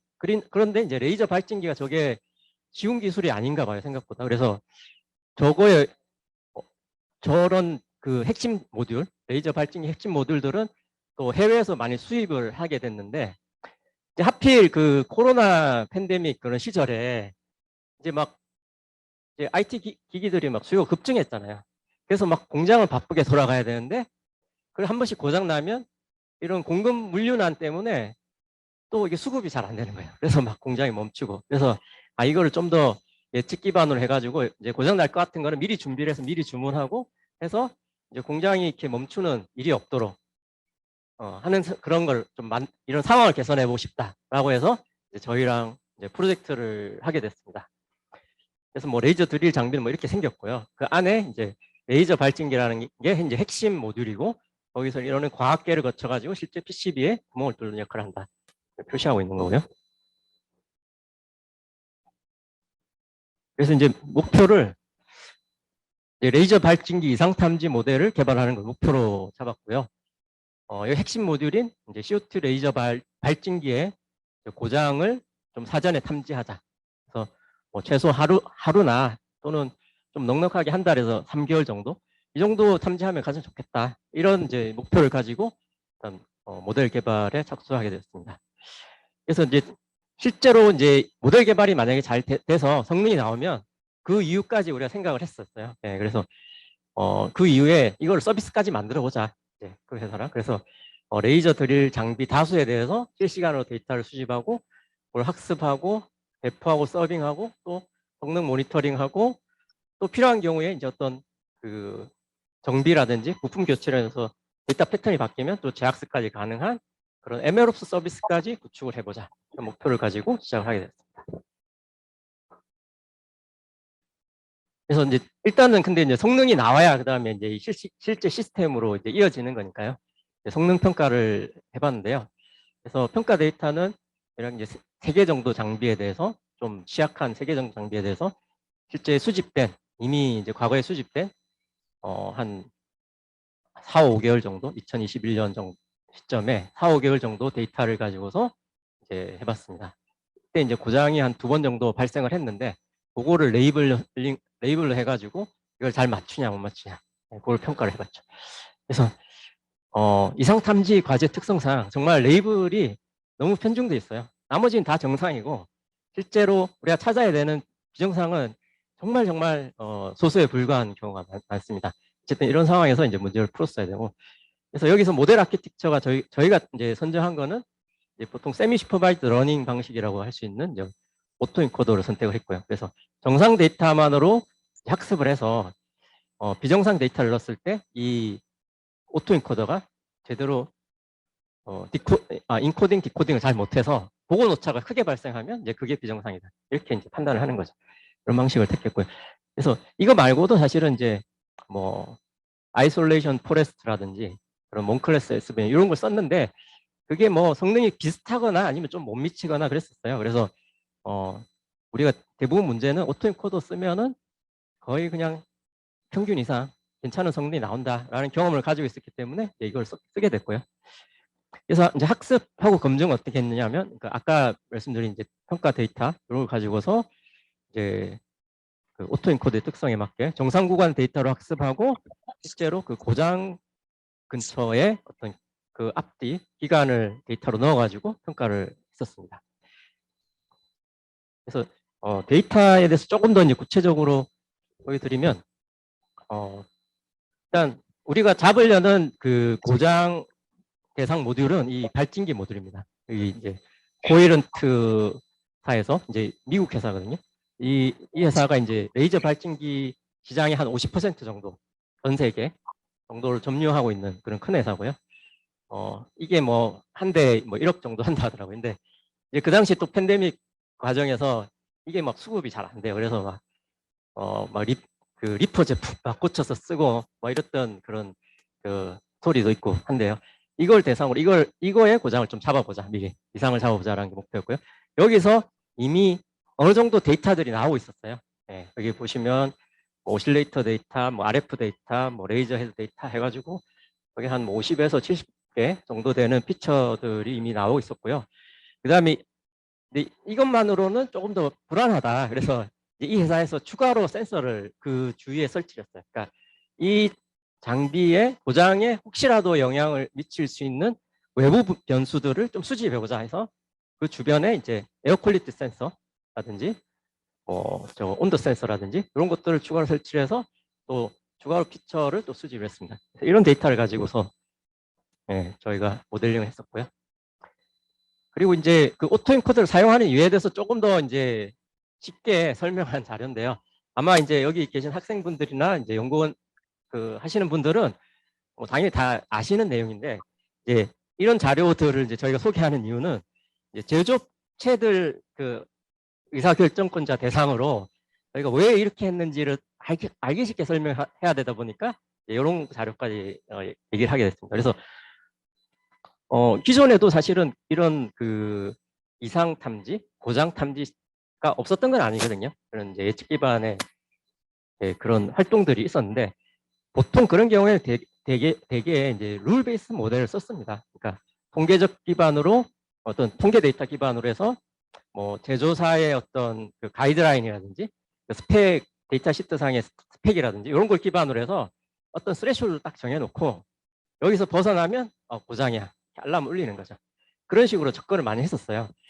예, 그런 거로도 잡을 수 있는 고장이 당연히 있죠. 그런 걸로도 충분히 여러 가지 고장을 잡을 수 있는데 왜 딥러닝 모델을 써야 되느냐, 굳이. 예, 그거에 대한 설명 자료고요. 그래서 저희가 이제 이제 주장한 거는 단순하게 그런 단별량으로 볼 수 있는 거하고 이제 다별량으로 볼 수 있는 거는 그런 고장의 종류가 다르다. 더 확장돼 있다라는 부분이 하나 있었고요.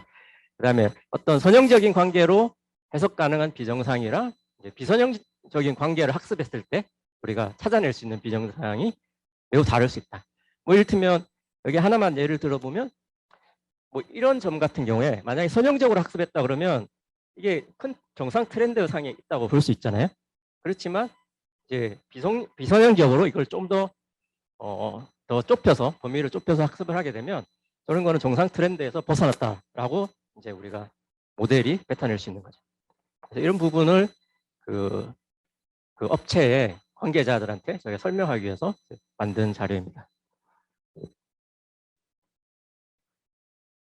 예, 그래서 이제 실제로 그럼 어떤 식으로 이제 고장 탐지를 했느냐, 이제 POC 단계에서 이제 잡아낸 거를 이제 설명한 내용이고요. 그래서 학습을 정상이 확실한 데이터 구간을 우리가 이제 선정을 하고 거기에 대해서 오토인코더로 이제 학습을 했습니다. 트레인 밸리데이션 2대1 비율로 설정을 해서 학습을 했고요.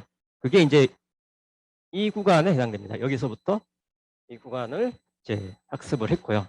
그래서 정상 패턴을 이제 충분히 학습한 다음에 실제로 여기에 이제 고장이 났다라는 거를 이제 알고 있어요. 과거 데이터로 알고 있는데 어쨌든 이 구간을 포함해서 그 전에 한두 달 정도, 한 달 정도를 이제 평가 데이터로 넣어서 이제 정상 구간에서는 제대로 정상이라고 얘기를 하고 뭔가 이제 고장 그 시점에 가까워질수록 이 모델이 제대로 이제 이상을 뱉어내는지를, 이상이라고 알람을 울리는지를 그렇게 봤던 거죠. 그랬더니 이 시점부터 뭔가 이제 데이터에 변화가 생겨서 이 어노멀 스코어가 올라갔어요. 근데 하필이면 이때 그 고객사 측의 정비 담당자도 자기네들이 평소에 하던 식으로 조건 반사식으로 뭔가 평소와는 다르게 얘가 좀 온도가 높은 것 같네. 이래서 이제 예방 정비를 했었습니다. 예, 그래서 냉각수 교체를 한 거죠. 그렇지만은 그럼에도 불구하고 이제 우리 모델은 이제 평소에는 이제 그렇게 해서 해결되는 문제도 많았겠죠. 경우가 그때 케이스 바이 케이스로 그렇게 교체를 해서 해결이 되고 뭐 정상 운영이 되고 뭐 1년씩도 아무 문제 없이 잘 쓰고 이런 경우도 많았지만 이 케이스는 그렇게 했음에도 불구하고 이제 다른 데 원인이 있었던 거죠. 근데 이제 저희 모델은 그런 원인을 정확하게 잡아서 이쪽에 문제가 아니었고 다른 쪽에 문제가 발생해서 계속 이 어노멀 스코어가 올라가는 형태로 그 추론 결과를 이렇게 도출을 해 주었습니다. 그래서 결국 이 모델을 만약에 적용했다면 대략 한 10일 전에 이걸 이상을 잡아낼 수 있었던 그런 상황이 됐습니다. 물론 이제 이거는 지나간 이제 과거 데이터를 가지고 있기 때문에 사실 POC 단계에서 이런 건 또 누구나 할 수 있어요. 네, 누구나 할 수 있지만 어쨌든 모델 자체는 성능이 어느 정도 검증된 거로 확인을 할 수 있다는 거죠. 그래서 이제 실제 적용 단계로 넘어가게 됐고요. 그래서 굉장히 복잡한 그림이 하나 나오는데 MLOps 시스템을 이렇게 이제 구축을 하게 됐습니다. 그래서 그 오전에 이제 박찬성님이 MLOps 시스템 오픈 소스에 관해서 말씀을 많이 해주셨는데 사실 이 구성 요소가 상당히 많습니다. 여기 보시면. 예. 그래서 저희는 그 부분을 런웨이 클러스터하고 MAF 서버라고 이렇게 좀 분리를 해서 얘기를 했는데 이제 하나씩 조금 대략적으로 말씀드리면 출발은 이제 데이터로부터 출발을 하죠. 그래서 실제로 고객사 소스 DB에는 그 발진기로부터 실시간으로 이제 데이터들이 수집되고 있고요. 그게 이제 카프카 Q를 통해서 내부 데이터베이스, 이 MLOps 클러스터 내부의 데이터베이스로 이제 계속 옮겨지게 됩니다. 옮겨지게 되고 만약에 이제 그 전에 그 학습 데이터로 학습한 어떤 모델이 여기 이제 저장이 돼 있다 그러면 그걸 가지고서 이제 그 배포 버튼을 눌러가지고 배포를 할 수 있어요. 그러면 자동으로 또 여기 파이프라인, 데이터 스트림 파이프라인 연결돼서 그 배포 서버, 그러니까 그 서버로 이렇게 전달이 되고 이 서버에서 이제 그 실시간으로 들어온 데이터의 어떤 결과값, 어노멀 스코어 값들을 이제 아웃풋 테이블에다가 저장을 하게 됩니다. 그러면 그 저장된 거를 이제 시작하는 부분이 이 MAF 서버입니다. 그래서 MAF 서버에서는 조금 더 이제 시각화에 이제 용이한 형태로 이제 설계되어 있던 타임스케일 DB에다가 저장을 하고요. 그거를 그 대시보드 형태로 프론트로 이렇게 표시를 하는 이런 구조로 되어 있습니다. 그래서 이제 그 가운데 이제 아까 말씀드린 링크를 사용해서 학습 파이프라인을 구성을 하고 걔를 저장하고 그걸 이용해서 학습도 하고 재학습도 하고 하는 그 파이프라인이 이제 이쪽에 이 아랫부분에 이렇게 보여지고 있습니다. 이런 식으로 이제 크게 시스템이 구성되어 있고요. 저희는 이 영역을 이제 런웨이라는 플랫폼 안에서 다 해결할 수 있도록 이렇게 시스템을 구축을 했습니다.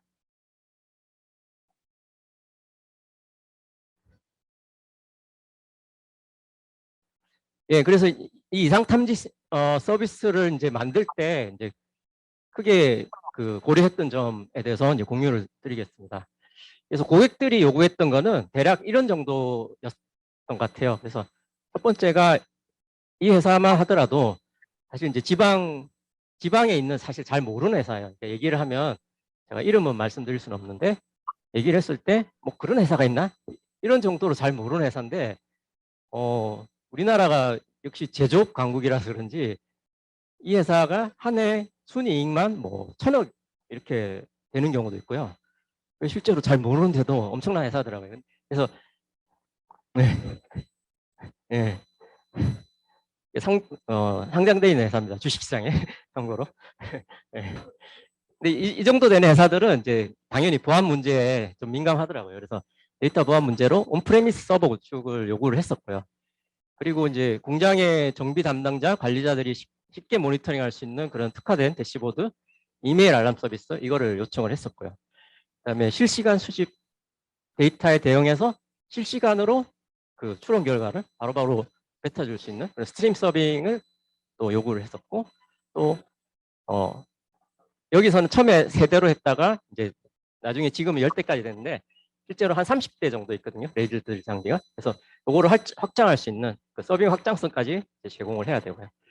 그다음에 소프트웨어, 하드웨어 어떤 또 장애가 발생할 수 있잖아요. 그런 경우에도 이게 막 뭐 추론 결과 안 나오고 이러면 또 굉장히 불편하잖아요. 그래서 서비스 연속성이 제공돼야 되고, 그다음에 신규 장비 추가나 또 장비 데이터 변화 상황 이런 데서도 신규 학습, 재학습을 할 수 있는 그런 쉽게 할 수 있는 그런 편의성이 제공된다. 이런 요구사항들이 있었습니다. 그래서 저희 이제 MRX 레이에서는 이런 런웨이 플랫폼을 이용해 가지고 이런 걸 다 해결을 했고요. 그래서 저희가 해결한 방안은 당연히 이제 온프레미스를 요청했기 때문에 실제로 거의 방문을 해서 다 서버를 설치했습니다. 서버를 설치하고 저희가 또 이제 개발된 어떤 패키지라는 걸 배포를 하기 때문에 VPN 연동을 해서 저희의 개발 결과물이 전달될 수 있도록 했고요. 그리고 이제 이런 아까 복잡한 그런 MLOps 구성 요소들이 거기서 서버 안에서 잘 돌아야 되고, 그것들이 또 모델이 또 여러 개가 학습되고 또 여러 개가 서빙되면 것들이 많이 이렇게 생기잖아요. 그런 것들이 서로 영향을 미치지 않고 다 독립적인 그런 환경에서 실행할 수 있도록 쿠버네티스 클러스터를 설치했습니다. 그 쿠버네티스를 쓸 수밖에 없었고요. 그리고 이제 근데 반면에 이제 대시보드 같은 경우에는 좀 더 정적인 형태였기 때문에 별도의 서버에서 저희가 서비스를 했습니다. 나머지 근데 그 런웨이에 속하는 그런 서비스 구성 요소들은 다 쿠버네티스 위에 올리게 됐습니다. 그리고 이제 그 MAF 대시보드는 좀 더 여기 이제 요구 사항에 맞게 맞춤형으로 많이 개발을 했습니다. 그래서 추론 결과라든지 평가 지표, 원인 진단 등에 대해서 이제 그분들이 원하는 형태로 지각화를 많이 제공을 하게 되었습니다. 예. 그런데 이제 여기서 이제 첫 번째 저희가 겪었던 어려움이 평가 지표였어요. 그래서 왜 이제 이상 탐지가 어려운가, 현실 적용이 어려운가에 대한 어떤 총체적인 설명이 되겠는데요. 현실에서 왜 이상 탐지 어려운가? 예. 들어보시면 이해가 가실 텐데요.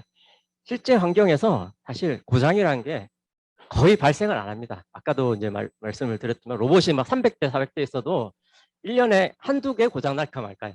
그러니까 그런 경우에는 이게 워낙 중요하니까 정비를 정말 열심히 하는 거야. 예. 그냥 멀쩡한 장비도 한번 분해했다가 다시 기름칠하고 조립하고 뭐 이런 식으로, 예.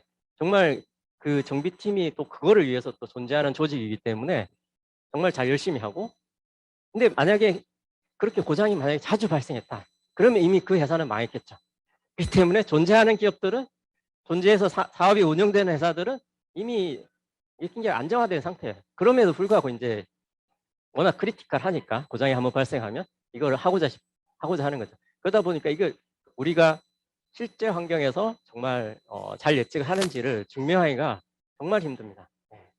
그래서 결과적으로 저희가 뭐 이런 데이터 분석도 하고 모델링도 하고 이런 것도 하다 저희의 과제 이제 담당자들, 카운터파트가 있거든요. 그런 분들 또는 그 고객사의 데이터 사이언티스트들한테 설명을 하면 잘 먹혀요. 그분들한테는. 왜냐하면 다 POC를 다 같이 했고 우리의 분석 결과도 잘 공유했고 우리의 방법도 충분히 이제 납득을 하고 이해를 했기 때문에 잘 먹히는데, 문제는 이제 최상단의 의사결정권자들은 그게 안 통한다는 거예요. 의사결정권자들은 정말 직접적이고 체험 가능한 현실적인 어떤 가치를 원하거든요. 그러다 보니까 여기서 많이 막히는 경우가 사실 많았습니다. 그래서 저희는 안 되겠다. 그래서 뭔가를 보여줘야 되겠다 해가지고 일반적인 우리 고장 몇 번 맞췄냐 이거를 뛰어넘어서 조금 더 그 많은 증거를 좀 보여줄 수 있는 평가 지표를 개발하게 되었습니다. 그래서 원래는 이제 여기 이제 크게 이제 타입 A 정확도, 타입 B 정확도 두 개의 메트릭을 저희가 제시를 했는데, 사실은 원래 일반적으로는 타입 B 정확도가 진짜 실체적인 그런 평가 지표가 되는 거죠. 그러니까 말 그대로 고장 몇 번 났는데 몇 개 맞췄고, 그다음에 오알람은 몇 번이었고, 이걸로 이제 뭐 프리시전이든지 리콜이라든지 또 이런 것들을 평가하는 게 저 이쪽 오른쪽이고요. 근데 이걸로는 너무 케이스가 적으니까 실제 뭐 예를 들어서 3번 출연했는데 평가 기간 동안에 고장이 3번 출연했는데 우리가 2번 맞추고 1번 틀렸어. 그러면 뭐 66%니까 괜찮지 않아? 이런 얘기가 안 통한다는 거죠. 결정은 그건 뭐 그냥 재수로 맞춘 거 아니냐. 정말 뭐 그렇다고 그러면 뭐 이게 그러니까 그런 뭐 의사결정관들도 자기도 헷갈리는 거예요. 아, 이거 괜찮은 것 같기도 하고 아닌 것 같기도 하고. 그러니까 함부로 결정을 못 하는 거죠. 그래서 이제 그거를 좀 모델이 정말 어느 정도로 잘 맞추는지를 평가하기 위해서 저희가 만든 게 타입 A 정확도라는 걸 제시를 했습니다. 그래서 저희 어프로치는 일종의 이제 소프트 레이블을 만드는 건데요. 정의하는 건데요. 실제 고장은 아니지만 이 장비에서 나오는 데이터가 스펙아웃인 경우가 있거든요. 그걸 이제 그쪽 도메인 전문가도 인정을 하는 상황이고, 근데 스펙아웃이다 하더라도 그게 고장으로 이어지지 않는 경우가 상당히 또 많아요. 잠깐 이상했다가 뭐 정상으로 돌아와서 또 한참 버티고 잘 돌아가는 거예요. 근데 이제 어쨌든 그런 경우도 이게 이런 데서 이제 결국은 고장이 뭐 이런 게 반복되다 보면 나타날 수 있는 거잖아요. 그러니까 이거를 레이블로 해가지고 얘를 얼마나 잘 맞추냐. 이걸로 이제 저희는 평가를 좀 해보자. 그래서 이거 기준으로 이제 그런 의사결정가들이 좀 더 직관적으로 판단할 수 있는 그런 지표를 제공하자라고 정의를 해봤습니다. 그래서 이제 저희가 뭐 여러 가지 노력들을 거쳐가지고 이 기준으로 이제 94.7%의 어떤 정확도를 만족시켜서 그 다음 단계로 넘어가게 됐죠. 근데 뭐 아직도 사실 그러면 그 회사의 사장님은 100% 납득을 하느냐, 그런 건 아닙니다. 아직도 미심쩍지만 그래도 이런 걸 보고서 뭐 그래도 객관적으로 만들었다고 하니까, 그리고 거기서도 담당자들이 인정을 하는 거니까 이제 그냥 그 다음 단계 넘어가자 이렇게 된 거였죠. 그래서 그 내용에 대해서 조금 더 이제 추가적으로 설명한 거고요. 그래서 이제 타입 B 지표, 실제로 이제 어떤 그 진검승부 게임에서는 한 달 전, 그러니까 어떤 고장 발생 한 달 전에, 그러니까 한 달 전부터 그 직전 일까지 알람이 울렸냐 안 울렸냐로 이제 우리 정확도 이런 걸 다 평가를 하는 거죠. 그런 방식이 있었고요. 그 다음에 그 소프트 레이블 방식은 이제 순간적으로 이렇게 막 스페어워시 되는 경우 되게 많거든요. 그런 케이스들이 많기 때문에 실시간으로도 이렇게 저기 오른쪽에 그림, 파란색, 빨간색 있는 그림처럼 그 컴퓨전 매트릭스를 제공할 수 있어요. 그래서 이 어떤 장비의 어떤 상태 정보도 보여주고, 이 장비 상태일 때 이 모델이 얼만큼 그 정확도에 근접한 그런 평가 지표 동능을 나타냈는지, 예, 그거를 같이 제시할 수 있어가지고 어떤 이제 그 윗분들이 사장님 봤을 때는 뭔가 모델이 그래도 제대로 예측하고 있나 보다 이렇게 좀 체감할 수 있게 이렇게 이제 만들어 봤습니다. 네. 그래서 뭐 사실 어떻게 보면 학술적으로는 의미가 없을 수도 있는데 이게 실제 어떤 의사결정관자들이나 어떤 공장에서 체감하는 데는 굉장히 큰 기여를 했었어요. 저렇게 우리가 만들어서 저거를 실제 공장에 가면 다 이런 TV 화면들이 하나씩 있잖아요. 거기에 다 이게 떠 있거든요. 그럼 보고서 집 장비 상태가 어떻구나. 그리고 예측 모델도 이렇게 잘 하고 있구나. 이런 거를 계속 매일매일 볼 수 있고 왔다 갔다 하면서 다 볼 수 있고 하니까 그 필요성을 어필할 수 있는 그런 계기가 된 거죠. 네. 그리고 이제 저희가 아까 이제 첫 번째 세션에서 이제 커스터마이제이션이 많이 필요했다라고 했는데 그 부분에 대해서 좀 추가로 이제 설명하는 부분입니다. 그래서 AI 적용 과정에서 어떤 문제점들이 있었고 또 어떤 고객들이 요구했었는데 이걸 우리가 어떻게 해결했다. 이런 부분에서 좀 앞으로 한 장표 몇 장에 걸쳐 가지고 설명을 드리도록 하겠습니다. 그래서 가장 많이 이제 노력을 기울이고 했던 부분이 이 어떤 맞춤형 전처리, 그러니까 그 각각의 피처에 대해서 거기에 맞는 전처리, 피처 엔지니어링 이런 부분이었던 것 같아요. 그래서 센서 데이터 종류도 일단 상당하고 그 센서들의 값의 어떤 레인지라든지 레졸루션이라든지 그거의 의미 이런 것들이 좀 다 제각각이었어요. 어떤 연속적인 값이면 사실 제일 좋잖아요. 그러면 뭐 우리가 이론적으로 얘를 스탠다드 스케일링을 해서 집어넣으면 웬만하면 잘 성능이 나오는데 이게 그런 값의 의미들이 워낙에 다양하고 이러다 보니까 그냥 하면 이제 잘 성능이 안 나왔던 거예요. 안 나와서 이제 그거에 맞게 그 고객의 이제 도메인 전문가들과 협의를 해서 이런 거는 이렇게 좀 우리가 값을 좀 스케일링을 해보자. 좀 비선형 어떤 트랜스포머를 적용해보자. 이런 것들을 협의를 해서 이제 같이 문제를 좀 풀었습니다. 그래서 이제 이를테면 그렇게 했더니 어떤 효과가 발생했냐면 이게 그냥 단순한 전처리를 했을 때는 분명히 정상인데도 이렇게 막 어노멀 스코어가 막 뜬 거예요. 이게 이제 오알람인 거죠. 화재 경보기 막 잘못 울리는 거랑 마찬가지로 사람 놀래키기만 하고 아무 의미 없는 그런 알람이 떴었는데 좀 이 피처의 특성에 맞는 이제 전처리를 했더니 굉장히 정상일 때는 그 오알람이 울리지 않고 안정적인 형태가 나왔던 거고요. 이 부분도 마찬가지입니다. 이런 오알람들이 군데군데 막 발생했는데 실제로 레인지가 벗어나는 경우에만 오알람이 이제 발생하는 그런 효과를 거뒀습니다. 네.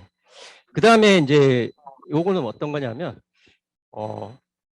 그 데이터 소스가 아까 이제 발진기 자체에서 나오는 데이터 소스가 있었고 또 우리가 이거 가지고는 좀 불안해서 추가로 센서를 이제 이 업체에서 많이 또 달아 설치해서 거기서부터 이제 얻은 데이터들인데 이것들이 특성이 다르고 소스가 다르다 보니까 얘 자체가 문제가 생길 때가 있어요. 그러니까 얘네들이 갑자기 뭐 배터리가 다 된다든지 아니면 뭐 연결이 좀 뭔가 안 좋다든지 그러면 갑자기 잘 들어오다가 데이터가 안 들어오게 되는 거죠. 근데 이제 머신러닝 모델이라는 건 입력 데이터가 계속해서 똑같은 패턴으로 학습할 때하고 비슷한 어떤 그 스키마로 들어와야지 제대로 된 결과값이 나오잖아요. 근데 그게 안 되다 보니까 계속 오알람이라든지 뭐 이런 문제가 발생했던 거예요. 그래서 이거를 대비하기 위해서 그런 케이스에 대해서 모델을 다 따로따로 만들었습니다. 그래서 일부 데이터, 중요하지 않은 데이터들은 가끔씩 이렇게 누락이 되거나 빠뜨리는 경우에도 뭔가 의미 있는 결과값을 도출하기 위해서 전체 데이터에 대한 모델도 있고 그다음에 일부 핵심 데이터에 대한 모델도 있고 뭐 이렇게 해서 몇 가지 모델을 만들어서 이렇게 모델을 이중화를 했었습니다. 이중화를 한 결과 이렇게 중간중간에 데이터 누락이라든지 이런 지연이라든지 이런 게 발생하더라도 의미 있는 결과값을 추론을 했다. 이런 성과를 거두었습니다. 그리고 이제 고객들이 또 요구한 게 단순히 뭐 이상이다 아니다 요거를 맞추는 것뿐만 아니라 이상일 때는 과연 그러면 뭐가 문제여서 이상인가 이게 되게 중요하거든요.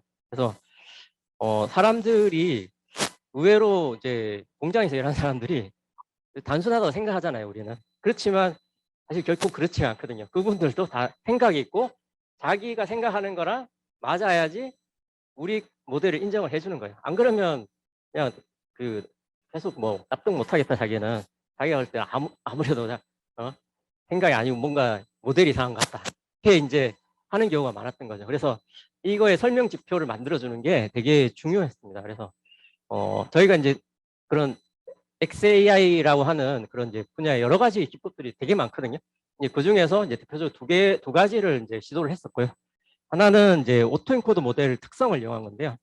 이 복원 오차가 큰 피처들이 있어요. 그러니까 오차가 크게 나타나는 피처들의 이제 기여도가 높다, 가중치가 높다 이렇게 판단해서 걔가 이제 어떤 원인에 해당된다 이렇게 진단 결과를 내뱉는 그런 그 방식도 적용해봤고, 또 다른 거는 이제 입력값에 대한 어떤 민감도, 변동 민감도를 이용해서 그 기여도를 제시를 두 가지 방법을 다 적용해봤습니다.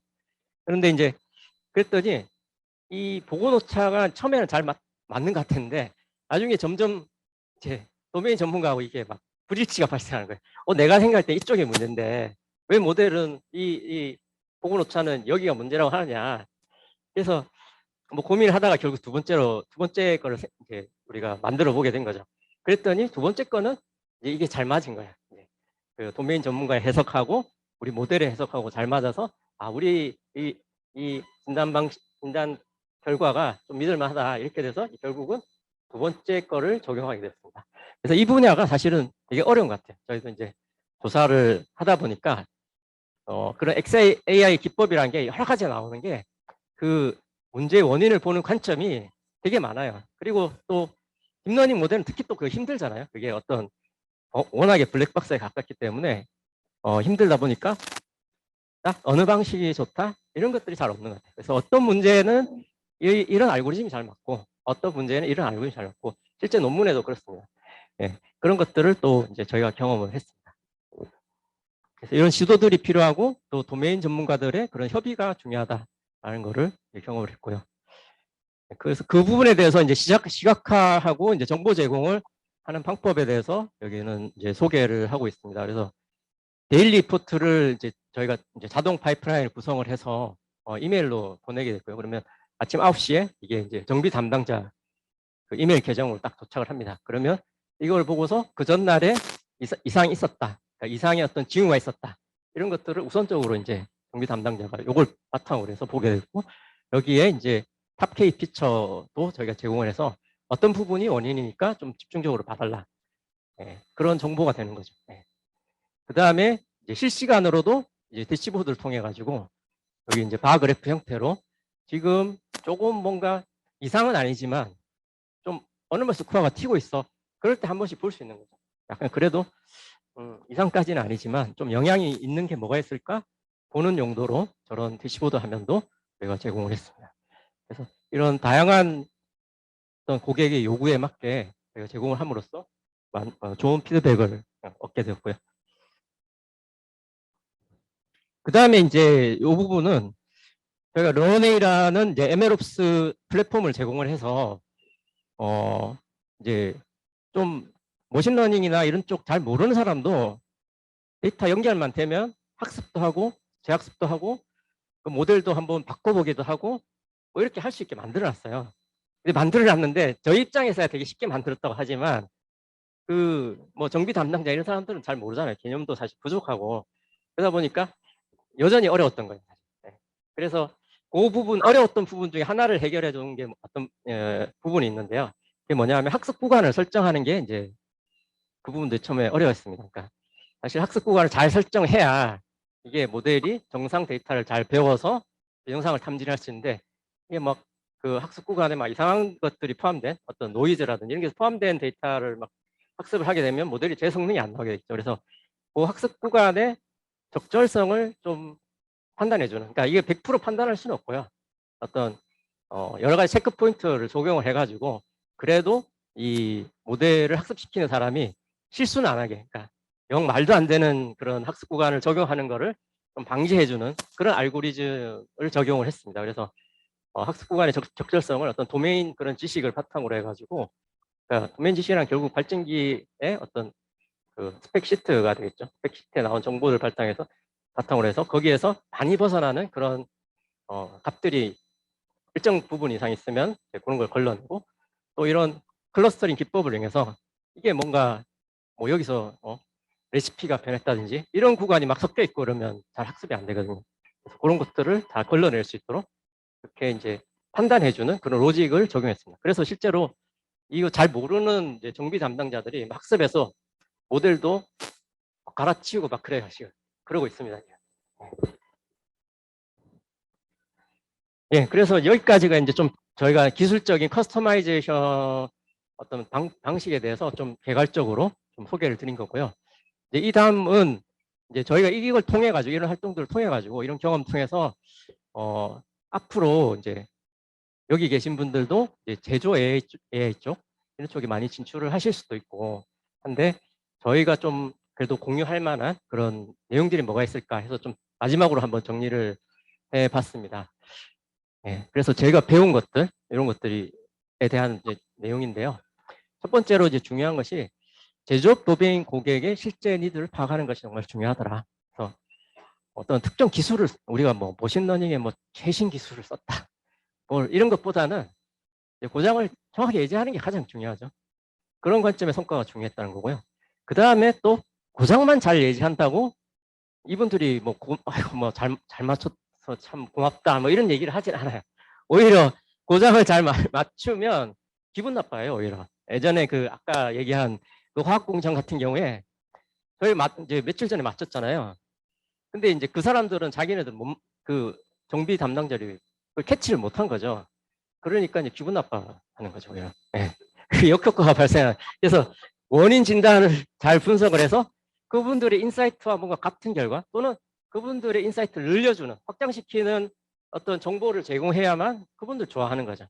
그러니까 이런 과정을 통해서 사람의 인텔리전스를 같이 성장시키는 그런 전략이 필요하다는 걸 좀 많이 느꼈고, 그리고 예측 분석 결과를 그냥 던져주는 게 아니고 숫자로 던져주는 게 아니고 다양한 방식으로 볼 수 있도록 제공해야 된다.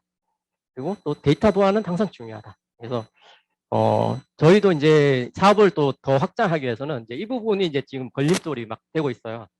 그래서 해외 진출이라는 갈 때 이 데이터를 어떻게 내부적으로 고객 데이터를 관리하고 별도의 어떤 그런 규정이나 어떤 이런 걸 통해 시스템을 통해서 관리하는지 이런 것들에 대한 인증을 뭐 받아야 또 사업 확장이 가능하거든요. 그래서 이런 부분이 중요했고요. 그 다음에 이제 우리가 이제 프로젝트 하다 보면 우리는 데이터 분석가고 머신러닝 엔지니어니까 그 도메인에 대한 사항은 너희가 알려줘야지. 왜 우리 보고 뭐라 그러냐. 이런 상황이 자주 발생해요. 근데 따지고 보면 고객도 잘 모르는 경우가 되게 많아요. 네. 그래서 사실 같이 학습하는 게 되게 중요했다라는 생각이 이제 결국 들었습니다. 그래서 그런 커뮤니케이션이 잘 돼서 너희도 모르고 우리도 모르지만 우리 한번 같이 좀 공부를 해서 좀 찾아보자. 그렇게 해서 찾고 그분들도 또 거기에서 많이 성장을 하고 그런 경험들이 굉장히 좋은 피드백으로 이어졌던 것들을 경험을 했습니다. 그리고 이제 데이터 관점에서 또 중요한 것이요. 제조업 데이터는 역시 도메인 지식이 중요하다. 이걸 잘 활용해서 전처리, 피처 엔진 이런 것들을 하는 것이 모델 성능 향상에 굉장히 큰 기여를 하더라. 어떤 모델 아키텍처를 뭐 여러 개를 해봐도 사실 성능이 안 나오던 거에 전처리 하나 이런 것만으로 많이 올라가는 경우를 많이 경험을 했고요. 그다음에 문제 환경에서 나타나는 패턴을 좀 면밀히 이제 분석 관점이죠. 관찰하고 파악해서 보고 맞게 처리해야 되는 거. 대표적인 경우에 이제 제조 데이터에 가장 많이 나타나는 패턴이 가동 비가동이거든요. 이게 뭐 주말에 쉬게 되면 데이터 패턴이 바뀌죠. 주말에는 뭐 쉬는 경우도 있고 테스트를 돌려요. 그런 것들을 일정을 갖다가 우리가 정보가 있으면 메타데이터 정보가 있으면 그런 정보를 활용할 수 있죠. 뭐 테스트를 돌리는데 막 이것저것 해볼 거잖아요. 그러면 당연히 일반 정상 데이터랑 다르니까 뭐 알람이 울리는데 사실 그건 의미 없는 거잖아요. 그런 패턴을 잘 파악하고 처리하는 부분 중요했다는 거고요. 그다음에 공장 환경에서는 데이터가 깔끔하게 들어온다는 보장이 없습니다. 특히나 이제 이런 게 어디서 나타나냐면 이제 무선 IoT 센서를 붙일 때 유선으로 이렇게 전달되는 거는 그나마 괜찮은데 그 경우에도 되게 불안하고요. IoT 센서 붙인 경우에 이제 통신에 의존을 해서 무선 통신에 의존해서 데이터가 들어오게 되는데 공장에 보면 막 전부 다 이제 철 기둥이고 막 굉장히 막 되게 지저분한 경우 많거든요. 그러니까 좀 규모 있는 자동차 회사 이런 데는 공장이 되게 깔끔해요. 깔끔하고 사람도 잘 안 다니고 그냥 그 AVG 같은 로봇만 왔다 갔다 하고 깔끔하게 되는데 조금 그 밑에 단계로 떨어지는 중소규모 회사 같은 경우에는 엉망이 청소도 잘 안 해가지고 먼지 날리고 불꽃이 튀고 그러다 보니까 거기에 이제 영향을 많이 받아요. 센서들도 막 이렇게 붙었다 떨어졌다 하기도 하고 전파도 영향을 받고 그래서 이런 것들을 고려를 해서 이제 우리가 시스템 구축하고 모델링 해야 된다. 그리고 고객하고 또 당연히 의사소통이 되게 중요했다. 그래서 지속적인 학습 계속 강조되는 내용입니다. 그리고 저희가 이제 경험했을 때 이제 고객이 만족했던 경우가 어떤 경우냐 따져보니까 데이터 관점에서 당연히 그게 저희 일이니까 잘 설명하고 분석을 해서 제공을 하고 공유하는 거 이게 중요했다는 거고요. 그 다음에 자동화된 이상 탐지 알람 시스템 이게 이제 알람이 그냥 숫자만 내뱉는 게 아니고 다양한 경로로 자동화된 형태로 고객들의 입맛에 맞게 제공되는 게 중요했다.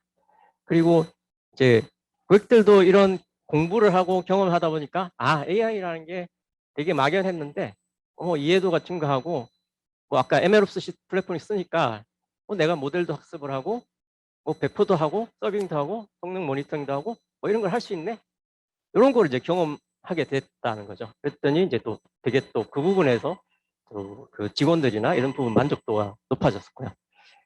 예, 마찬가지입니다. 그러니까 MLOps 플랫폼에 대한 교육, 활용 가이드 이런 것들을 잘 제공했더니 이게 이제 만족한 피드백을 얻었던 거고.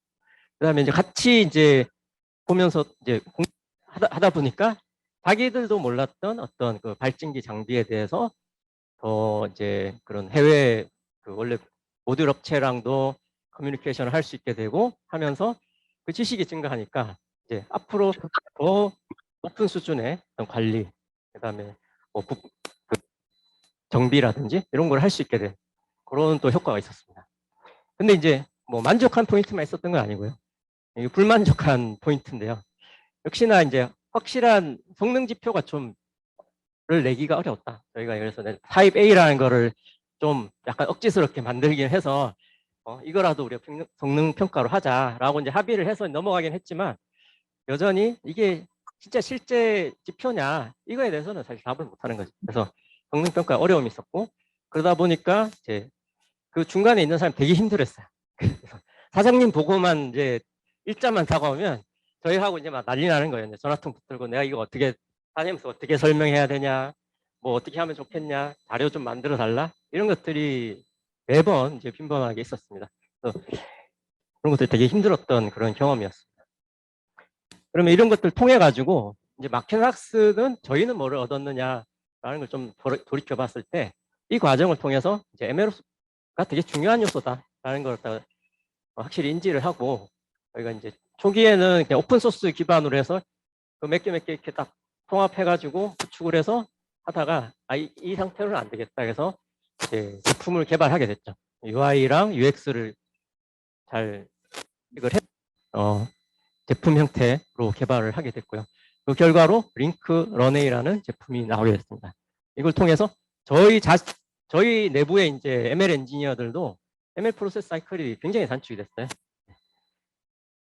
그래서 그러다 보니까 이제 고객의 요구 대응도 더 빨리 할 수 있고 어떤 모델 성능 개선이라든지 여러 가지 그런 요청에 대해서 빠르게 이제 대응을 할 수 있게 됐다라는 것이 이제 저희의 소득이었습니다. 그다음에 맞춤형 솔루션을 결국 하다 보니까 결국은 이제 이게 문제가 바뀌면 또 거기에 이제 ML 엔진을 투입돼 가지고 프로젝트하고 뭐 연구하고 해야 됐는데 이거는 문제였지만 그 과정에서 이제 저희가 좀 더 어떤 포커스할 수 있는 게 필요하다라는 걸 느끼게 됐어요. 그래서 그거의 결과물로 이제 MRX 레이라는 오퍼링 어떤 군이 나오게 됐고요. 그 중에서 이제 MRX 레이 레이저 오퍼링이라는 이제 계획이 도출돼서 지금은 이제 저희가 이제 고객하고 비즈니스 협의하는 과정이 고객이 필요한 게 뭐야? 우리는 이거 할 수 있어. 이게 핏을 보는 거죠. 네, 서로 너의 필요, 우리가 할 수 있는 거. 그러다 보니까 이게 힘들어요. 얘기하는 게 되게 힘들어요. 문제 정의하는 것도 힘들고 한참 얘기했는데 어느 순간 뭐 핏이 안 맞아. 그러면 그만해. 그러면 저희도 힘 빠지고. 그랬는데 이제 이런 게 있으니까 우리가 오히려 찾아다닐 수 있는 거죠. 레이저 드릴 장비를 쓰는데 전국에 어떤 뭐 업체들이 있어. 열 몇 개 업체도 있어. 그러면 들고 가서 우리 이런 거 있으니까 바로 해볼 수 있어. 이렇게 이제 제안할 수 있는 거죠. 이렇게 핏을 맞추고 협의하는 과정을 많이 단축시킬 수 있어가지고 사업 확장에 굉장히 큰 계기가 됐다라고 이제 저희의 성과로 볼 수 있었습니다. 그리고 이제 저희 직원 관점에서 ML 엔지니어 관점에서는 또 이런 교훈을 또 얻었어요. 실제 문제에서는 복잡한 모델이 장땡은 아니다. 간단한 모델이라도 빠르게 이게 이터레이션을 돌릴 수 있는 게 정말 중요하다라는 거를 그 엔지니어 체감하고요. 처음에 이제 엔지니어들이 들어오면 뭐 학교에서 되게 또 요즘 그 어떤 고수준의 그런 뭐 모델링 그런 아키텍처들 많잖아요. 그런 것들을 이제 경험하고 와서 눈들이 높아요. 이런 AI에 대한 눈이 높지만 좀 낮아지는 이런 효과가 있죠. 어떤 그런 복잡한 것보다는 실제 적용을 위해서는 뭔가 이터레이션을 빨리 가져가고 뭐 실제 도메인의 어떤 상황을 이해하고 거기에 맞는 모델을 개발하는 게 중요하다. 이런 것들 많이 이제 경험을 하게 되었고요. 도메인 지식 여러 번 강조되지만 중요합니다.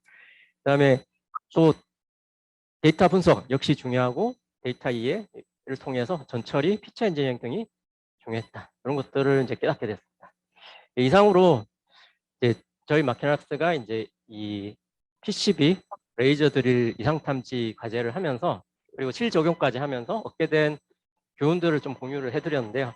이것들이 좀 그 앞으로 이제 여기 학생들도 계시고 이제 연구자분들도 계시고 한데 앞으로 AI를 실적용하는 데 있어서 좀 많은 좀 도움이 됐으면 이제 하는 마음에서 공유를 해드렸습니다.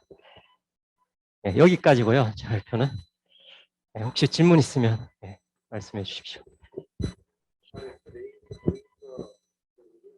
예.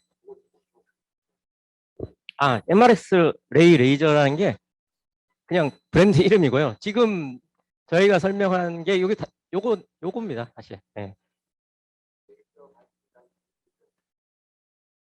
예, 맞습니다. MRX가 레이라는 거는 그냥 MRX는 그 마키나락스의 약자고요. 마키나락스 약자인데 이제 저희는 이제 브랜딩을 하기로 make X to real 그런 의미로 리얼 X, make real X 그런 의미로 중의적으로 해석을 해서 이제 이름을 붙인 거고 그 다음에 레이는 사실 X하고 레이 이렇게 붙여서 하면 엑스레이잖아요. 그러니까 들여다본다. 요거의 어떤 상태를 들여다본다. 데이터로 들여다본다. 어떤 뭐 엑스레이 찍어서 들여다보는 게 아니고 그런 의미로 MRX 레이라는 이름을 붙였고 그래서 이상탐지 어떤 오퍼링 솔루션 군을 이제 MRX 레이라고 표시를 했고요. 그렇게 명명을 했고요. 거기에 레이저도 있고 모터도 있고 뭐 이런 식으로 이제 저희가 만들고 있습니다. 예, 뒷부분. 예. 예.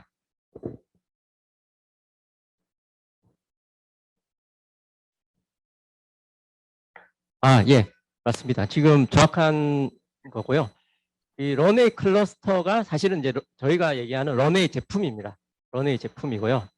그 다음에 요거는 사실 MLOps에서 어떤 데이터 처음에 인제스천, 그 다음에 학습 파이프라인 구성, 그다음에 학습 인프라, 모델 관리, 그다음에 배포 관리, 그다음에 성능 모니터링 이런 것까지 포함하는데 이제 하나가 부족한 부분이 이제 성능 모니터링 부분이거든요.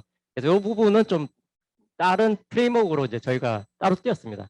따로 띄운 이유는 이 부분은 고객마다 좀 요구 사항이 막 제각각이에요. 그러니까 레이저 드릴 장비 그 운영업체는 뭐 이런 식으로 좀 표시해달라 이런 게 있고 또 모터 쪽을 운영하는 데서는 모터의 이런 특성들을 좀 이런 형태로 표현해달라 이렇게 다 틀리기 때문에 좀 이 부분은 제품에서 제외를 하고 별도의 커스터마이즈된 어떤 그 배포 형태로 패키지 형태로 제공하는 걸 띄었고 런웨이라는 제품의 영역은 여기까지입니다. 그러니까 당연히 고객사 DB는 여기에 제어되어 있고요. 그래서 여기에 뭐 사실은 이제 조금 더 설명을 드리자면 이런 부분은 다 그 뭐 포스트그레DB 이런 걸 쓰고 있고요. ML플로우 같은 오픈 소스 패키지들, 그다음에 서빙 같은 데서는 이제 뭐 셀돈코어라든지 또 뭐 K서브라든지 이런 오픈 소스 패키지들을 많이 차용을 했어요. 차용해서 저희가 커스터마이즈하고 인테그레이션해서 그 위에서 UX를 이제 구성을 한 거죠. UI UX를 구성해서 아주 쉽고 편하게 쓸 수 있게 하는 에메록스 제품을 만들었습니다. 그리고 이거에 이제 어떤 인프라 부분은 쿠버네티스를 썼고요. 그리고 이제 저희가 아직까지는 이거를 클라우드 형태로 배포는 안 하고요. 대부분은 지금 제조업체들이 온프레미스로 설치하는 걸 요구를 해서 직접 서버도 저희가 이제 설치를 해드리고, 그 다음에 거기에 이제 서버 위에 이 쿠버네티스 인프라, 그 다음에 런웨이 제품 이런 것들 다 설치하는 형태로 공급을 하고 있습니다.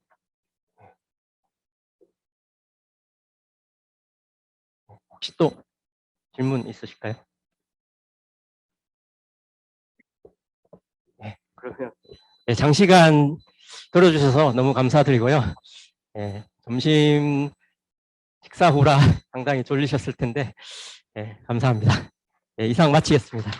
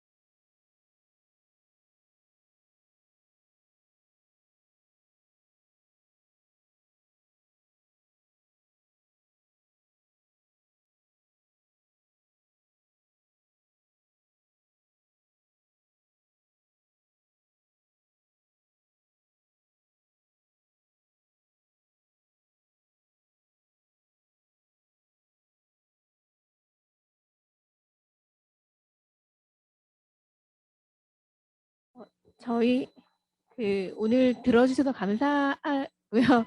저희가 일단은 오늘 오신 분들하고 더 기술 교류나 또 여러 가지 취업 관련된 것도 혹시 문의하실 분들이 있으면 여기를 저희가 3시까지 빌려놨기 때문에 자유롭게 문의하셔도 되거든요. 그래서 여기 계시다가 혹시 저희 마키나락스 분들한테 궁금한 거 있으면 여기서 자유롭게 문의해 주시면 되고 밖에서 또 커피 드시면서 해주시면 되겠습니다. 감사합니다.